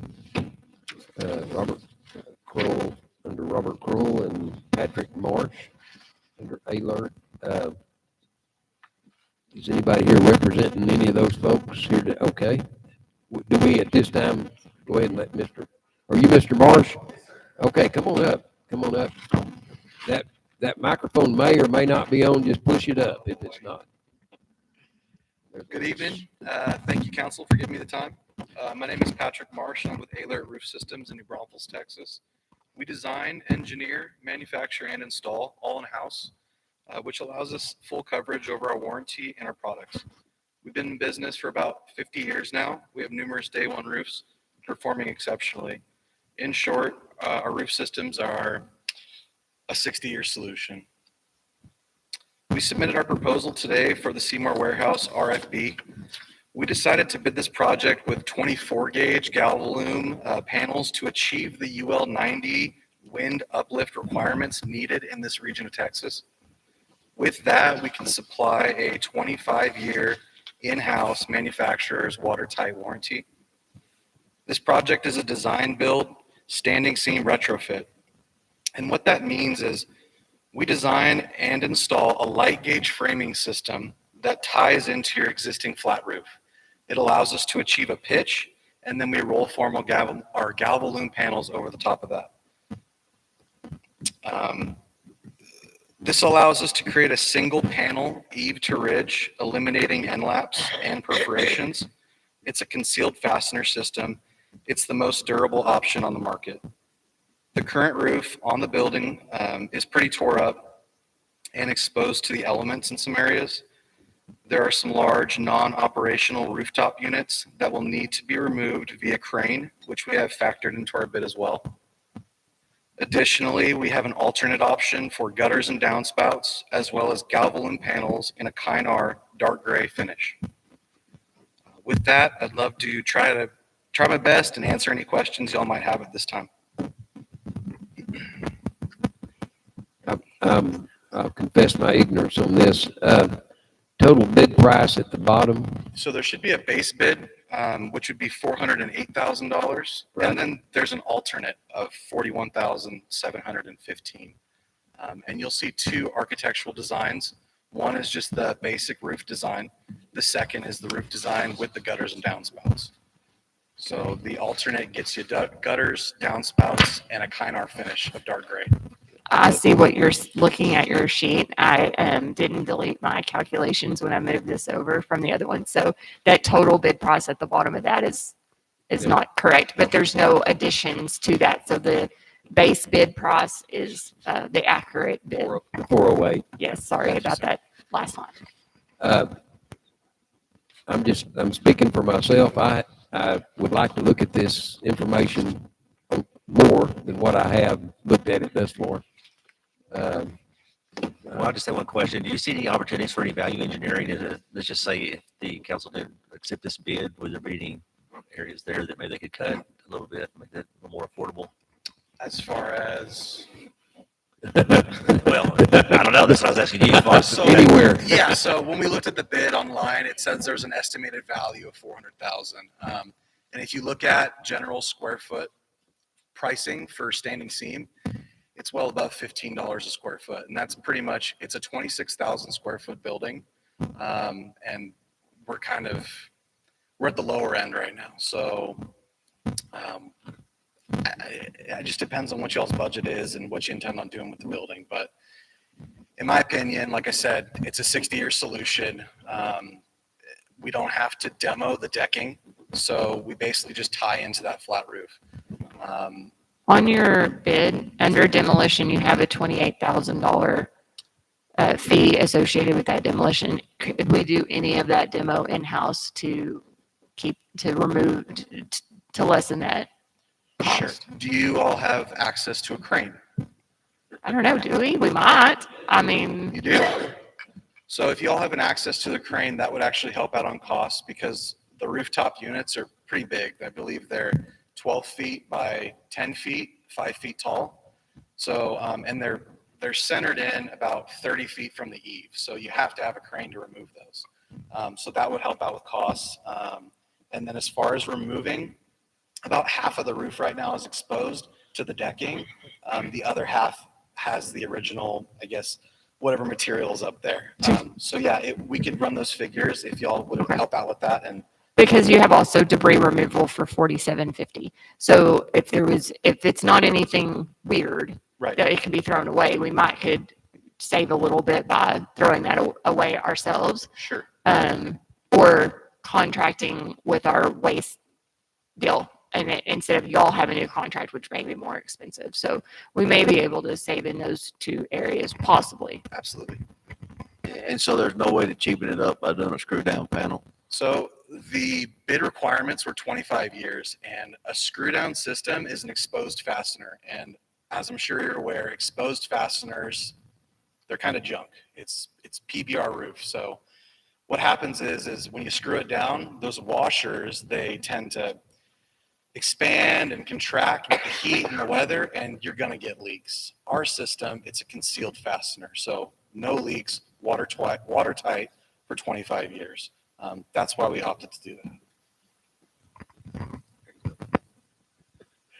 that. Any more questions down here? Like I say, I personally would like to look at the numbers more than what I've been able to thus far, and unless someone, It's a long way from. I don't think we've got a budget for it just yet. Is what another thing. How long's the bid good for? How long do you need it good for? Well, I think what the mayor's saying, he'd like at least probably 30 days until our next council meeting, so they can Sure. study a little bit We more. can honor it for 30 days. Let's just keep the contact and go from there. All right. Yeah, I think he just wants to look at it because we didn't have a set budget necessarily. We were just trying to see what it would cost and Sure. look at options, you know? Okay. And so that's kind of where we're at right now, is just weighing our options on it. Did you see anything really crazy up there? I mean, I'll ask you this, and we'll let you go. But Sure. You're going to stay here tonight, and none of my business. I'm staying here tonight. Okay, yeah. good, very good. I got all the time in the world. Drive back to New Braunfels tonight. No, sir. I actually have a niece that lives there, just Okay. outside of there. Anything crazy? I mean, anything that might need our attention that you maybe ran into, or It's just exposed to the elements. So when you get a heavy rain, you're going to get additional molding on the inside, just additional work. So I would seal it up best you can, whatever options you guys are open to. There's some exposed gas lines. The electrical, I believe, from what I checked, is all off. There's damage to a bunch of solar panels that are up there. It looked like somebody had crawled up there and maybe kicked them in or had done something. So other than that, yeah, just being exposed to the elements and, possibly degrading anything on the interior. the stuff you'd expect to find when things are exposed to the elements like Yes, that. sir. Right. Well, I mean, like you said with plans for the building, the plans were trying to sell it or get a business to move into it. And Okay. so that's kind of what we're looking at. That's why we're doing that. So Sure. you asked about plans for the building. So that's kind of why we're weighing our options on it, because we Right. still have to get our money's worth on the building. You know what I mean? Absolutely. All right. You can, all right. So there's no action on this tonight, and we'll be in contact or Dr. Brazier will be in contact with you on where we're at on this. Absolutely. And we truly appreciate what you've done and Yes, sir. the time you put into it. And we're a small town, and it's a big number. Yes, sir. But it's a big building. It's a Sure. big roof. And I will say, like, day one, we probably are the most expensive option. But over the lifetime of the roof, we're going to be the cheapest. Gotcha. Any other questions? All right. Appreciate y'all's Mr. time. Marsh, thank you. Thanks for making Thank you the very trip. much. We appreciate you. Okay. Let's see here. Number 13, discuss, consider, and take action concerning bids received for skid steer. I think we've got some information on that. We got several, here we go. Several bids on that. And Ronnie's here too. The one that he had recommended based on the bids that we had received, I believe was number 3, the 72,638.71. And just to let y'all know, we do have about 80,000 plus in the vehicle reserve fund after we sold the zipper. So we have the money to cover that available, whatever the council decides to do. So we've got a check for the zipper. We got a check for the zipper and it's been deposited. Excellent, excellent. Well, And I think, street department has been budgeting money every year for equipment, things that we need. Do we need to hear from Ronnie on this? Well, I think y'all should. He's been Yeah. sitting here all night. That's kind of what I was thinking. He's I'd spent a lot hate of for him to sit time. here for 2 hours and just, Mr. Kolachik, supervisor of the street department, doing a bang-up job. I think he needs to start a side demo company or something. He's the smartest guy in town on that stuff. Yeah. Tell us what you think on these bids, Ronnie. Well, for the bids that we got, what we have really 2 or was there 3? I mean, we got one of companies, I guess, or Todd, we got 3 from CAT. Was there 4 total? 3 different companies, and by what they was telling, they brought, CAT did bring one out for me to demo, which it was the more expensive one. It was the $86,000 one. And basically it's the exact machine as the one that I picked, except that the frame is just a little bit smaller. It's still got the same lifting capacity. Functions are the same. Few things. The higher one had I've never heard of a reverse fan. Like, he kind of told me, like, if you're doing a lot of mowing with our bush hog in the front, your radiator fan will kick backwards to blow what has landed on top to keep it from getting hot as often. I've never really been around one, so. It's sucking, it blows. It sucks and blows. Well, It does it by itself. It would blow out the stuff off your radio. Yes. If you click it, you can turn it to reverse it. It does it all on its own. You can set it in the programs where it can come on however you want it. Every 3 minutes, depends on what you're in. Every 30 seconds if you want it. And it'll run normal, and then it blows back for however you set it to, 15 seconds to blow whatever it has collected. A few things like that the one I picked does not have, but we watch that anyhow and keep our equipment running. Is the old one, what happens with it? Do we keep it? Is it functional? I would actually like to keep it. The machine is, and I'm not saying it's good, but it does work. You know what I'm saying? And I think some other departments could use it, or we can loan, instead of loaning ours out or whatever, we got one to distribute throughout the city, whoever needs it. What's the main weakness with it, would you say, as far as? For the one that I am buying, well. The old one, the existing. What's the main issue with it, would you say? Just old? Right now, it is old. We do have a problem right now. We've gone through and had several problems, but we've got them all fixed except one, which is not hindering us bad because that's why we haven't really fixed it. But the bucket, whenever you're using it, they don't do it all the time. Might do it once a day, might do it 10 times a day, but it'll just leak off. And you'd have to stop, set it down, do something. You don't know what you're doing really, and all of a sudden it'll work. It'll hold the weight of your material or whatever you're hauling around. But if you're not careful and you are carrying something across town and you are daydreaming about the weekend, it can dip down and dump your. But I think it's also important for the council to understand that, but basically, all of Ronnie's stuff is old, and we just have to be creative and find ways to update equipment, not only in the street department but all the departments, And so we're able to save this money, and Ronnie, he's probably the only person around that's cheaper than I am. And so I really had to push him to, consider getting some new equipment, but they spend so much time working on this stuff. They probably lose 5 days out of the month just working on equipment.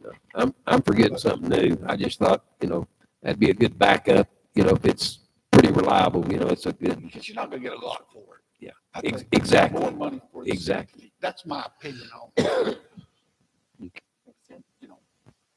Well, we've got the money, and what about discussion? Do we want to give him the go ahead? Do we want to wait on anything? What do we want to getting another bid? in? Well, you took United a bid, but they didn't turn nothing in, and I talked to the guy, and he said he never did receive it. I never. I think it's a communication error there. It was. I didn't actually take him in. I was telling him and asking him about it, but he wasn't there at the time, and it was supposed to relay the message to him. And it did not, get related, so that's where I mean, That's fine. If you want to. if we could table it till next month. But here's the problem, is that we have to reopen on this. I don't know if we'll get all these same bids again. I don't know if they will support those for 30 more days. If they don't, then this is more expensive. You're kind of taking a gamble, but you know, Let's vote on this right here. then. so, I mean, we do whatever y'all want to do. I'm just saying you might end up having to pay more money for, but if you want a John Deere, then, you know, I think you probably have the money anyway, so. I don't know about if they're on the bids. If you go online, that's the price for the cat if you bought it off their website. So I don't know if they gave you a special deal or anything. I think it's $1,000 less. Or Actually, he did say if we bought it before the end of this year, that there's some kind of rebate or something. And so I think that you might see that price go up if we waited until January, based on the conversation that we had. That's normal in sales. I mean, they're trying to get their end of year sales higher. That's normal. It does say in the quote that the quote is valid for 30 days, after which time we reserve the right to requote. If there are any questions, please do not hesitate. So then I would say you do have 30 days on this quote. My question would be, if you reopen bids, does that make these bids invalid? Yeah. Or can we still use these bids? Does that make sense? It's 30 days. If it helped any, I did talk to the sales. Okay. I think we go with what we got, and I think Ronnie made an attempt. Which one did you say you Number prefer or 3. like, Ron? 255? Yeah. 71, 638. A little bit smaller. Yeah. It's just- But I can't call the cat dealer. He said I could call him and I can ask him that if you want me to. Yeah, If y'all- He told me, I did talk to him too, and he said, well, he's sitting right there. All we Okay. gotta do is call him if y'all want to ask for 30 more days on the same. That's strictly up to y'all. Yeah. Well, yeah. 30 days from when he submitted. Yeah. Okay. Oh, okay. So that's January the 15th. Yeah, but my thing is, and we can reopen bids, and I believe your city council meeting is January the 15th. And so 30 days falls in that, Yeah. but I don't know who to ask if we can keep these bids for the next Yeah, I one. think it'd fall outside the 30 days, actually. Or would it not? Yeah, let's just vote on what we've got. Y'all okay with that? Yeah, it's fine. I mean, it's a council decision. That would be my suggestion.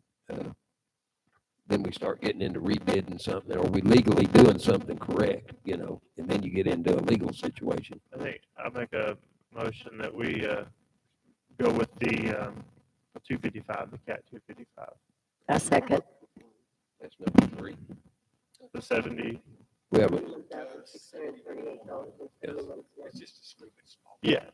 Ronnie, if you want to look at that, that's what I'm reading from, number 3 there. Make sure that's the right one. Anybody got any glasses running in? I think it's not the one you test rode. It's the The one. cat 255 for $72,638.71. It still works though. We have a, Yeah. we have a motion and a second. Is there any more discussion? Anything from out there? Oh, there's Todd. Okay, we have a all in favor to purchase, we show that as number 3. Y'all got that in front of you. All in favors? I'll take that back, Ronnie. Maybe I can read that a little better. The CAT 255 C3H3 for 71,638.71. All in favor, say aye. Aye. All opposed, the same, and it's approved. You think they can get that here by the end of the year? I talked to him about that. He said he could deliver it on Monday because it's in I bet he Amarillo. can. Debbie seconded it. Merry Christmas. That's wonderful. It's nice to have something new, from time to time. And item number 12, nothing happened. So There's, direction, there was not a motion. I didn't hear any. Did you say no act? Did the council say no no, action? no no action taken. Thank Yeah. Number 14, discuss, consider, and take action concerning RFQs received for site selector contract. I think was it a bid or information? Your RFQs are in the additional, I had sent this to you by email as well, but I made you an additional packet. Where is it? It's the one that has a little border on the front. All right. This is the only person who sent us back any information for the RFQ. I did reach out to GSLI, which was the company that I had initially was interested in contracting, but I also sent out requests to other economic development directors and asked them if they had a suggestion or if they'd ever worked with GSLI. I had 2 come back that said that they had worked with GSLI. One is no longer working with them, and one is. Neither one of them have found projects that fit them. Both of them were communities about our size, which tells me that GSLI is probably working with companies that are larger than a rural community can handle. Another thing that kind of hurts us when it comes to those larger companies is that we don't have rail anymore, and a lot of them are looking for rail transportation. So the gentleman that did send you an RFQ, there's not any pricing on it. It does talk about how it could be priced. His name is Justin Jawowski. I've known him professionally for over 10 years. He most recently was the economic development director for the EDC in Cisco. And he has his qualifications and his background in this packet. He is well qualified. He has 16 plus years, I think, in economic development. And I've seen him, I first met him when he was with Abilene, and then most recently with Cisco. If you chose to do any contractual work with him, I would feel very confident that he knows what he's doing. Cisco is not a big town, but I-20 runs through it. And some of the things that he was able to do in the conversation that I talked with him is leverage a lot of assets that they had without spending a lot of money, which they didn't have. In the time that he was there, he did increase their property tax base by $100,000. And that was something that the city, between property tax and sales tax, the city started receiving up to $100,000 in additional revenue due to the actions that he took in their EDC. He is used to 4A, 4B corporations and how all that works. He is fully aware of how we work. And so that's why I liked his pricing schedule that he put in there. It could be for contract work. It could be for site work. It could be if we knew exactly who we wanted to target, he would go and talk to those people. So there were different ways that he was willing to price that relationship if you wanted to consider contracting him. So I know he worked with Cisco, and I think they're a little more, I know they're similar in size as far as small, but they're a little more developed as far as business and their location as we are. Well, they're not. They are now. Well, but before they got that truck stop, they were not. They had one hotel. They had hardly anything being built out Right. on I-20. So they've seen a lot of recent development. Yeah, in the last however many, I know they also have, yeah. I'm just curious if you talk to him, if he's confident in, after taking a look at Seymour and what we have to offer, if he is as confident that he could do something similar here, or is this just speculation based on his past in Cisco? I did not have a meeting with him in Seymour. We didn't do a drive-through or anything like that. This is solely an answer to an RFQ that we put out. So if you're interested, I think that would be the next step, would be to ask him to come to our community and let's do a drive around. Let's see some of the assets we have and get his opinion on it. What if we were to contract with you, what could you offer us? Or how do you see growth? Do you have, ideas about X, Y, Z? And then we would kind of have an idea of what that investment would cost us to, depending on how he sees the way that he would attack that development. I do think that one of the better options, and I looked into some of these companies as well and how they usually bill, and a lot of them are per project, and they'll make it kind of how we, per project, and what they can bring in, not more of a contract like a monthly payment or hourly or anything like that. It'd be more per what he could actually, like, he gets paid based on his performance, a commission basically. So that's not, so that's more like on a developer side deal. Okay, so you see this with gas stations. I'm going to prospect a site. I'm going to develop a plan for a gas station.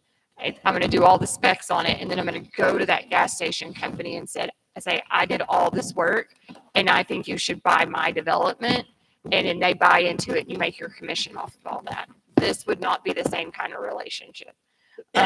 We would be more or less asking him to help us target industry specific, or give us professional advice on how we need to either do our marketing differently, or how do we go about backfilling this building in the best way possible. We're hiring them to be our economic development. I don't think you have to, in a sense. Well, I mean, not hiring, but we're contracting them to be contracting out. I think you're going to get more out of a contract relationship than you are going to, as far as the money that you're going to have invested in it, hiring someone. Then per project, yeah. Plus, he comes with contacts. Yes. Outside of I us. read through everything you sent. I don't know. I just think that it would, in a sense, I would want to see what he feels about Seymour before we dive into a contract. Sure. You know what I mean? Kind of like get a good meeting and get a warm and fuzzy on what maybe some prospects he might know or have, or what ideas he might have. Things like a sales pitch, a better, a true sales pitch, than just resume. Is there anything in his RFQ that needs to be more explained, or you didn't like, or? I mean, because all he did was answer our request with this information. So it's not necessarily it's kind of like the roof bid. We're not saying we're automatically going to hire him immediately. What would be the next steps? We like this RFQ. His qualifications meet what we're looking for. Now we'd like to ask him to do a site visit and meet with council. I like what he did with Cisco, and I mean, I think based on like our location and their location, we have similarities on how you run through us to get to these bigger cities and stuff. So there's potential, but like I said, some of this stuff is restaurants, and I think we would look more towards the travel center stuff that he's done, because we don't have a true big truck stop kind of thing. Something like that would be good. But no, I was more concerned about the payment and getting into an investment on something that may not have a good return. But that's what I was more concerned with. How long are these contracts? A year? So his is, the way he listed his is per project, hourly based on predetermined rate for selected services, per project agreed upon by case-by-case basis between the parties. And so, you would just need to decide how you would want to do that. Some of the other things that Justin has in his toolkit is that he's been a part of large planning documents.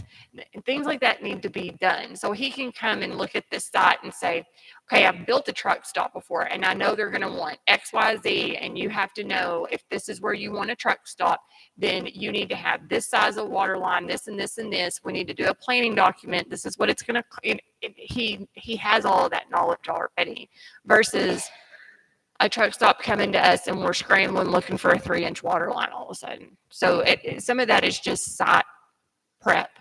And I think you could do that more on an hourly deal. We're going to contract 10 hours out of you, and we need some planning documents. Yeah, he would just bill us his hourly rate. Something to that extent. But if we're like, we have a consulting fee, basically. Yes. But if we have the Kenning building and we're like, we need to actively go after industries in this area that we think would be good, or you pick one or two that you think would be good for this specific deal, and then based off that relationship, will pay you this fee.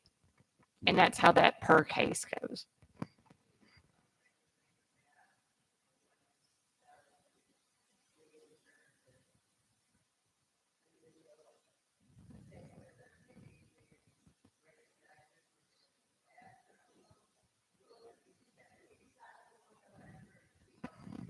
He would help us do that, but we need to also, we kind of know what our resources are. So we have insight, he doesn't, but he knows of industries that we would never think of. And so I would say it's a joint effort for us to kind of look at what's new and emerging. Who does he have contacts with? What are we really thinking that we would like to go towards? There's a lot of aerospace stuff happening in Abilene right now. And then we have there's an Air Force base on either side of us. So when you look at those, and we just had $3.8 million worth of work done to our airport and all of that. So we say, okay, between Air Tractor and these places and what the state of Texas is doing as far as aerospace goes and putting billions of dollars into that, let's look at something like that. Let's look at Carter Copters in Wichita and see if they'll do a satellite thing here, because they're not too far from us. But instead of us trying to figure out how to package that and do all those meetings, and we have Justin do all, or we have a contractor do all that and represent us in those ways. Okay, where are we at? Do we need to decide to ask him to? I mean, if you're satisfied with his RFQ and you would like to learn more about him, Yeah. I can call him and ask him to come over the first of the year. We'll do a drive around, meet with you if any council member wants to meet with them, and then we can talk about it again in January. Ask him if he wants to come to a council meeting. and answer That's some kind of the questions. direction I was Let's- leaning. I'd let's like to do that. get him to come Yeah. evaluate Seymour, see what he thinks, if he has. Interview with y'all first. Yeah. Yes. What? Should this be at a council meeting or in, okay. Okay. Maybe that would be, we can get it all, ask whatever questions we formulate. and Yeah, I he think can we interview us, so to speak. We get Lauren to work with him, let him come do a drive around and check out the city, and then present us kind of what his ideas may or may not be without giving away anything that he should make money on, essentially. Yeah, just a sales pitch. So let him So- come give a sales pitch after he meets with you. Can someone come up with a motion to do that? Sure. Maybe. Okay, I'm going to make a motion that we allow Lauren to go out and potentially have a meeting with this gentleman, with my EDO, to evaluate the city, and then have him come to the next available, when he's available, city council meeting to give us essentially a sales pitch on himself to help explain what he can or can't do for Seymour. We have a motion, we have a second. We have a second, all in favor, say aye. Aye. All right, let's move on. Thank you, Lauren, that's good information. Number 15, discuss, consider, and take action concerning bids received for airport road improvements. Dr. Brazier, you have information on that? I think we have some money.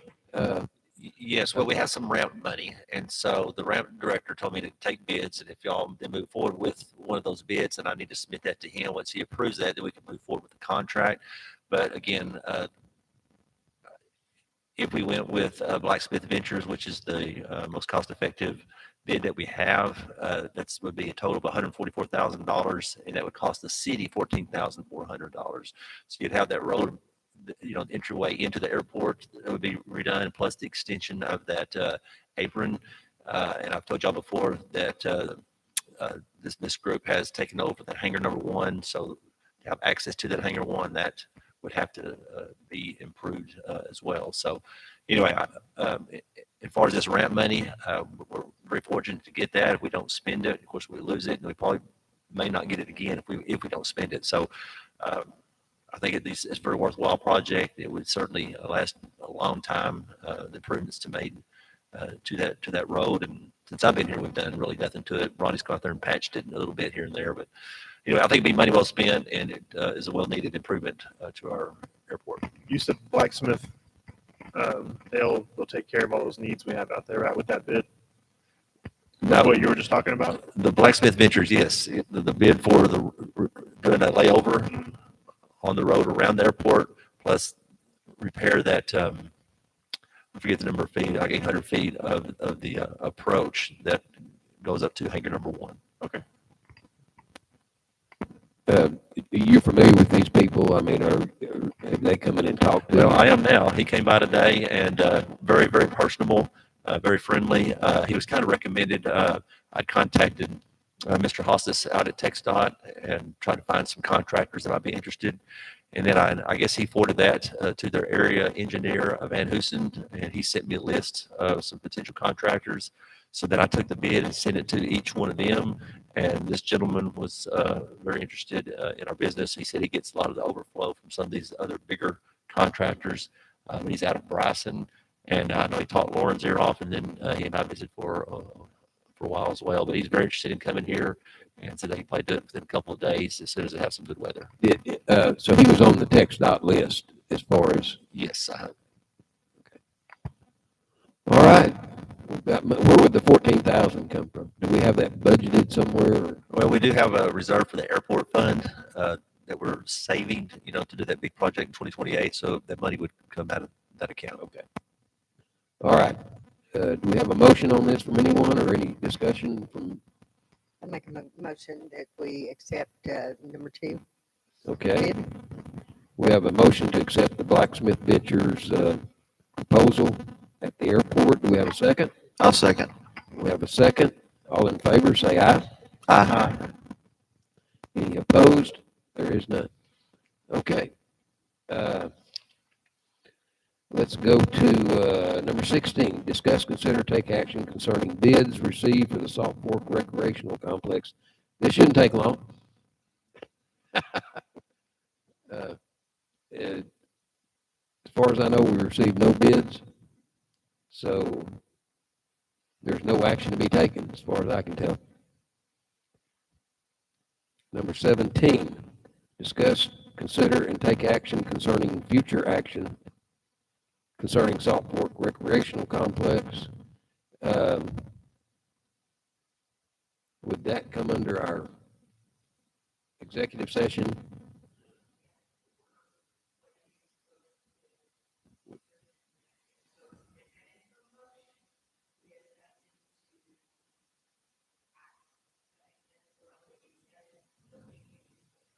You're talking about like plans, the things we talked about with Todd.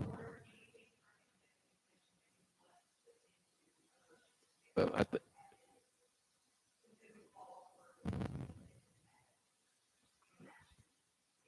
yeah.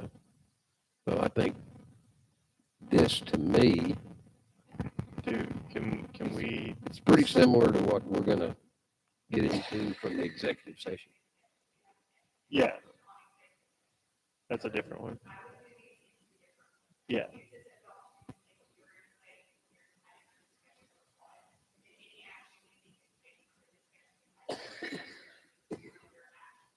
Right. Yes. Can we That's- just, that's my can we point, yeah. simplify it since you kind of already have it in your minutes or the recording and just say, make a motion to enact the plan we literally.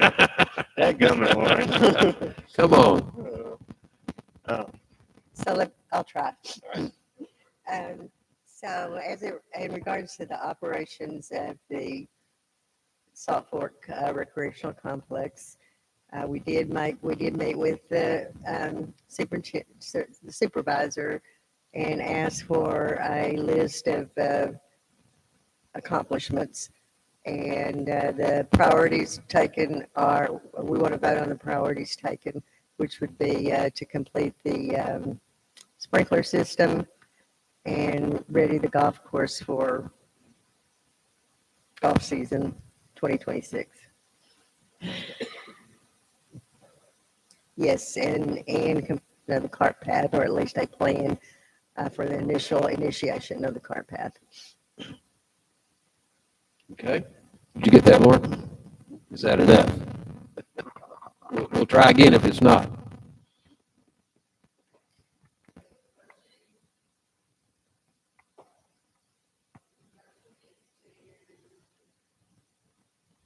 Complete this.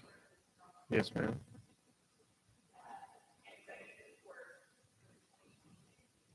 Yes, ma'am. And then also,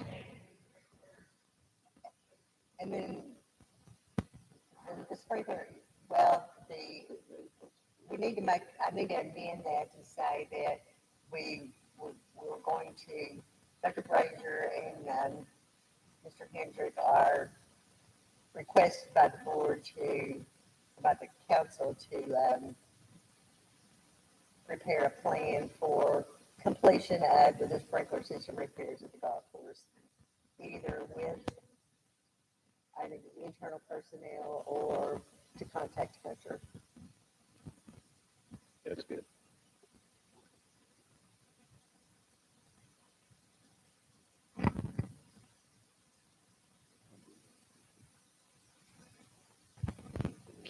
Put the April one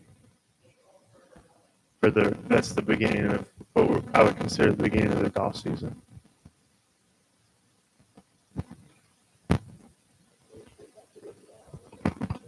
It might be, yeah, but once we start doing, tournaments and things. Traditionally.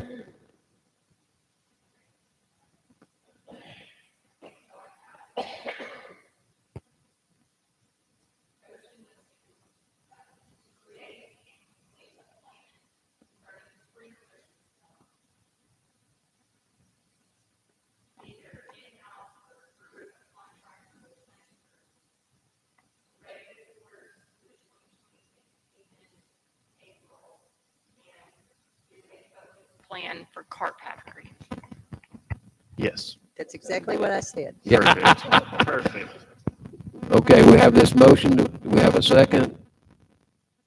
I'll second. We have a second from Mr. Skylar Hendricks.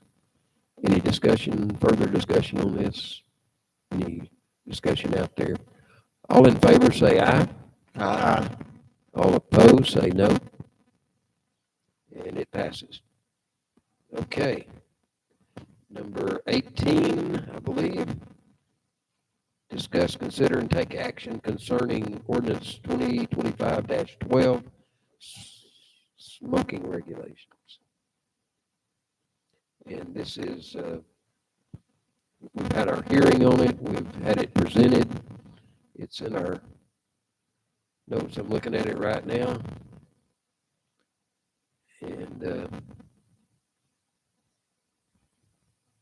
it's pretty straightforward. No smoking in public buildings.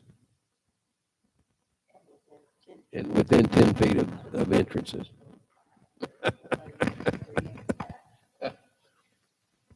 Any discussion on this? Any further discussion? Comments from anybody? If not, is there a motion to accept this ordinance? I make a motion to accept the ordinance of the no smoking. Has it got a number? Yes, 2025-12. 2025-12. That there will be no smoking in public buildings, correct? And it has to be at least one safely designated areas, and it has to be at least 10 foot from the entrance, correct? That's the way I understand it. Do I need to add anything? I believe that's got it. It's all in the ordinance. We have a motion to accept this or to approve this ordinance. We need a second. Second from Councilman Wynn. Any more discussion? If not, all in favor say aye. Aye. All opposed, no. And it is approved. Number 19, discuss, consider, and take action concerning a tree planting committee. I've been looking forward to this one. Well, let me give the council some background. So Ms. Kay Bradley had approached me and said that she's had numerous people said they wanted to donate trees to the city, and she's the one that suggested a committee. So I kind of gave y'all a list of some reasons why we might do that, and also at your desk there you have a resolution that y'all could consider next month. But y'all can handle this however you want to or not do it. It's really up to y'all. But I think that it would be good to have a plan in place when people come forward, and we'd have a designated place that the council or the committee could suggest on planting trees, and whether it be at the golf course or in the park, or we could have even at our new skate park. There's different places and locations that we could present as options for anybody that might want to donate a tree.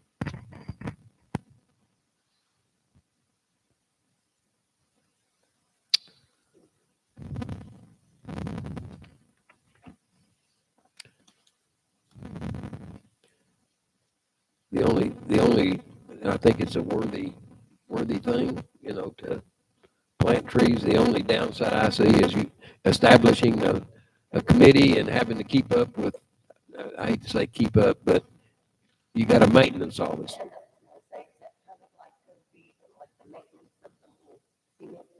Well, there, this, well, this, that's what you don't know. It says 3 to 5, I think, members appointed by the city council. And yeah, the committee shall consist of 3 to 5 members appointed by the city council representing communities, stakeholders, and city staff as appropriate. The committee shall be responsible for reviewing and approving tree donation requests, recommending suitable tree species and planting sites, coordinating with the street department, parks department for planning and maintenance, maintaining records of donations.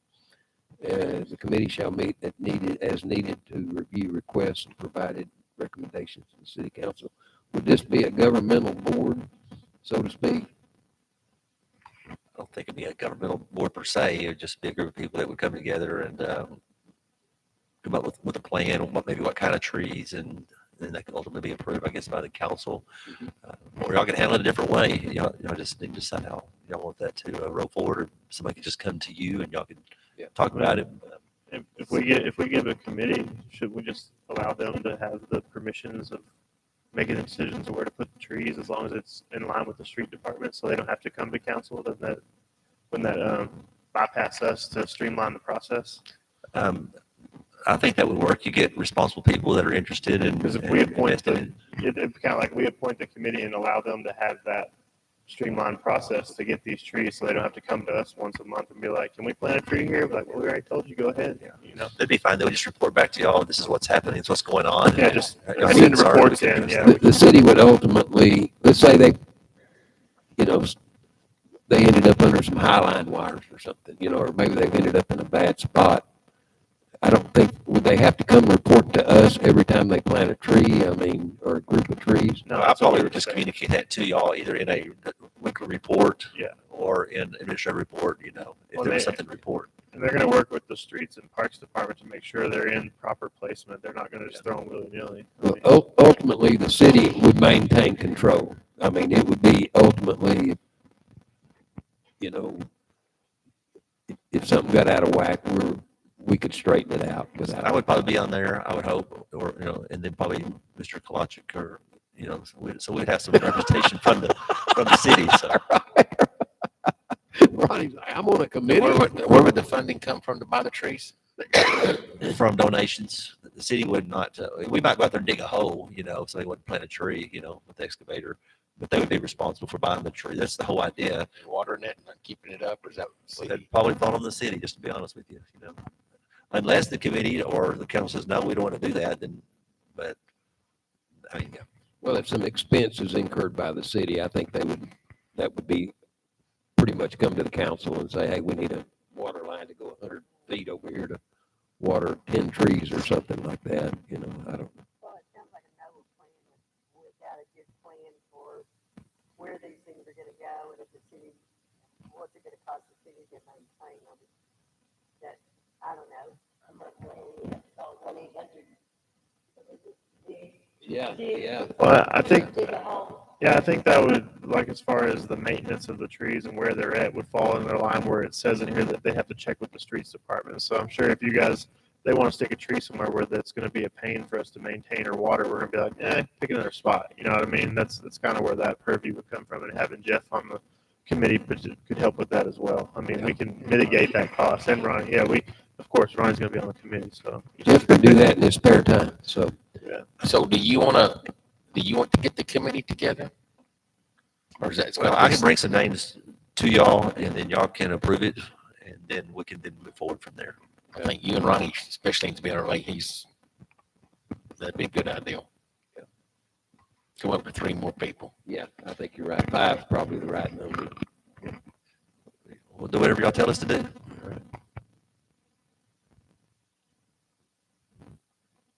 Who's gonna handle the money? I don't think there's really any money involved. They're just going to buy the tree, and then the committee decide where to plant it. Yeah, but the money's coming from donations, basically. Correct. All right, or donating a tree or donating the money to buy a tree, something like that. Something like that, yeah. Okay. All right, what do y'all want to do on this? You want a tree planting committee? Okay, we give Dr. Brazier Yeah, he needs to lead that for sure. I make a motion that we give Dr. Brazier not the authority Yeah. to go out and get a 5-member committee for this tree planting committee. Is that all right? Yeah. All right. I'll second. We got a motion and a second. Boy, they came right at you on that, Jeff. That's what he said he wanted on there. Okay. We have a motion and a second. Any more discussion? If not, all in favor say aye. Aye. All opposed the same. Oh boy. Okay. No, it's worthy, and like I say, you can't have too many trees out here for sure. Okay. That was the big issue of the night. Number 20, discuss, consider, and take action concerning the request from Graham Quisenberry to place a Pegasus. We all know it's a flying horse at the corner of West McLean and South Washington. That's the corner down there. The old Quisenberry used to be a service station years ago. And Graham has called me a couple of times, and he's owned several of these. And it's kind of his family history down there, I guess, in a way. It was a mobile station at one time. And so Goodyear tires and that kind of thing. And he has had a plaque developed. I don't know. It's not huge. It's, I don't know, 12 by 12 maybe, reciting the history of that location and who owned it and what they did and what it was at that time. And it's down there on the corner of Helping Hands. Basically, there's a planter down there on the corner that, you know, he's not asking it be moved, but if the city wanted to move it, it would be okay. But personally, we've got dinosaurs on different corners around town. I think it's kind of to me, it's kind of a whimsical thing that's interesting. People driving through town and go, there's a red flying horse on the corner, you know. I think it's kind of cool. But it's a council decision, and I would hope we could do this, but any discussion on this? Or if not, is there a motion that we do this?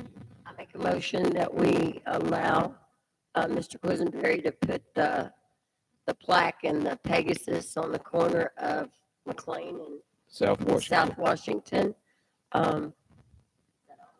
That's all we need. Okay. Do we have a second? I'll second. We have a second from Ms. Townley. All in favor say aye. Aye. All opposed, no. I'm kind of looking forward to it. I don't know why. My life I need a little more excitement in my life.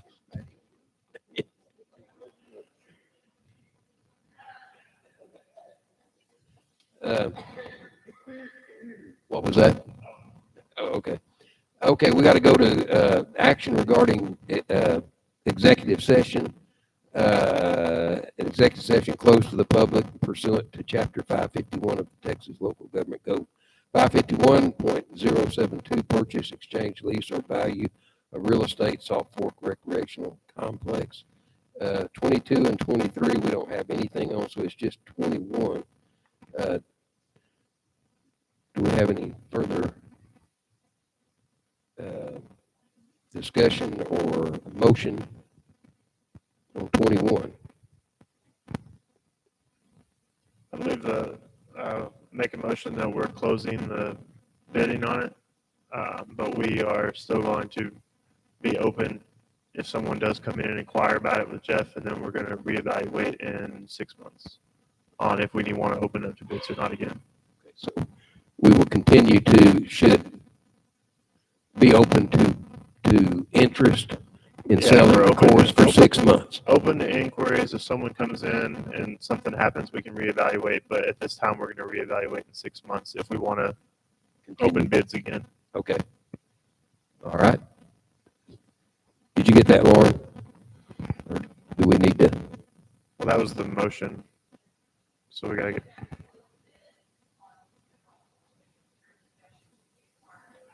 Yep. Yes, ma'am. And that's the motion, so we need a second. I second. Yes, we have a motion and a second. Any more discussion? Anybody? If not, all in favor say aye. Aye. All opposed? There's none. Let's go back to the agenda one more time. Maybe we Mayor, I can- make the motion, we adjourn. We have a motion and a second. All in favor say aye. Aye. Okay.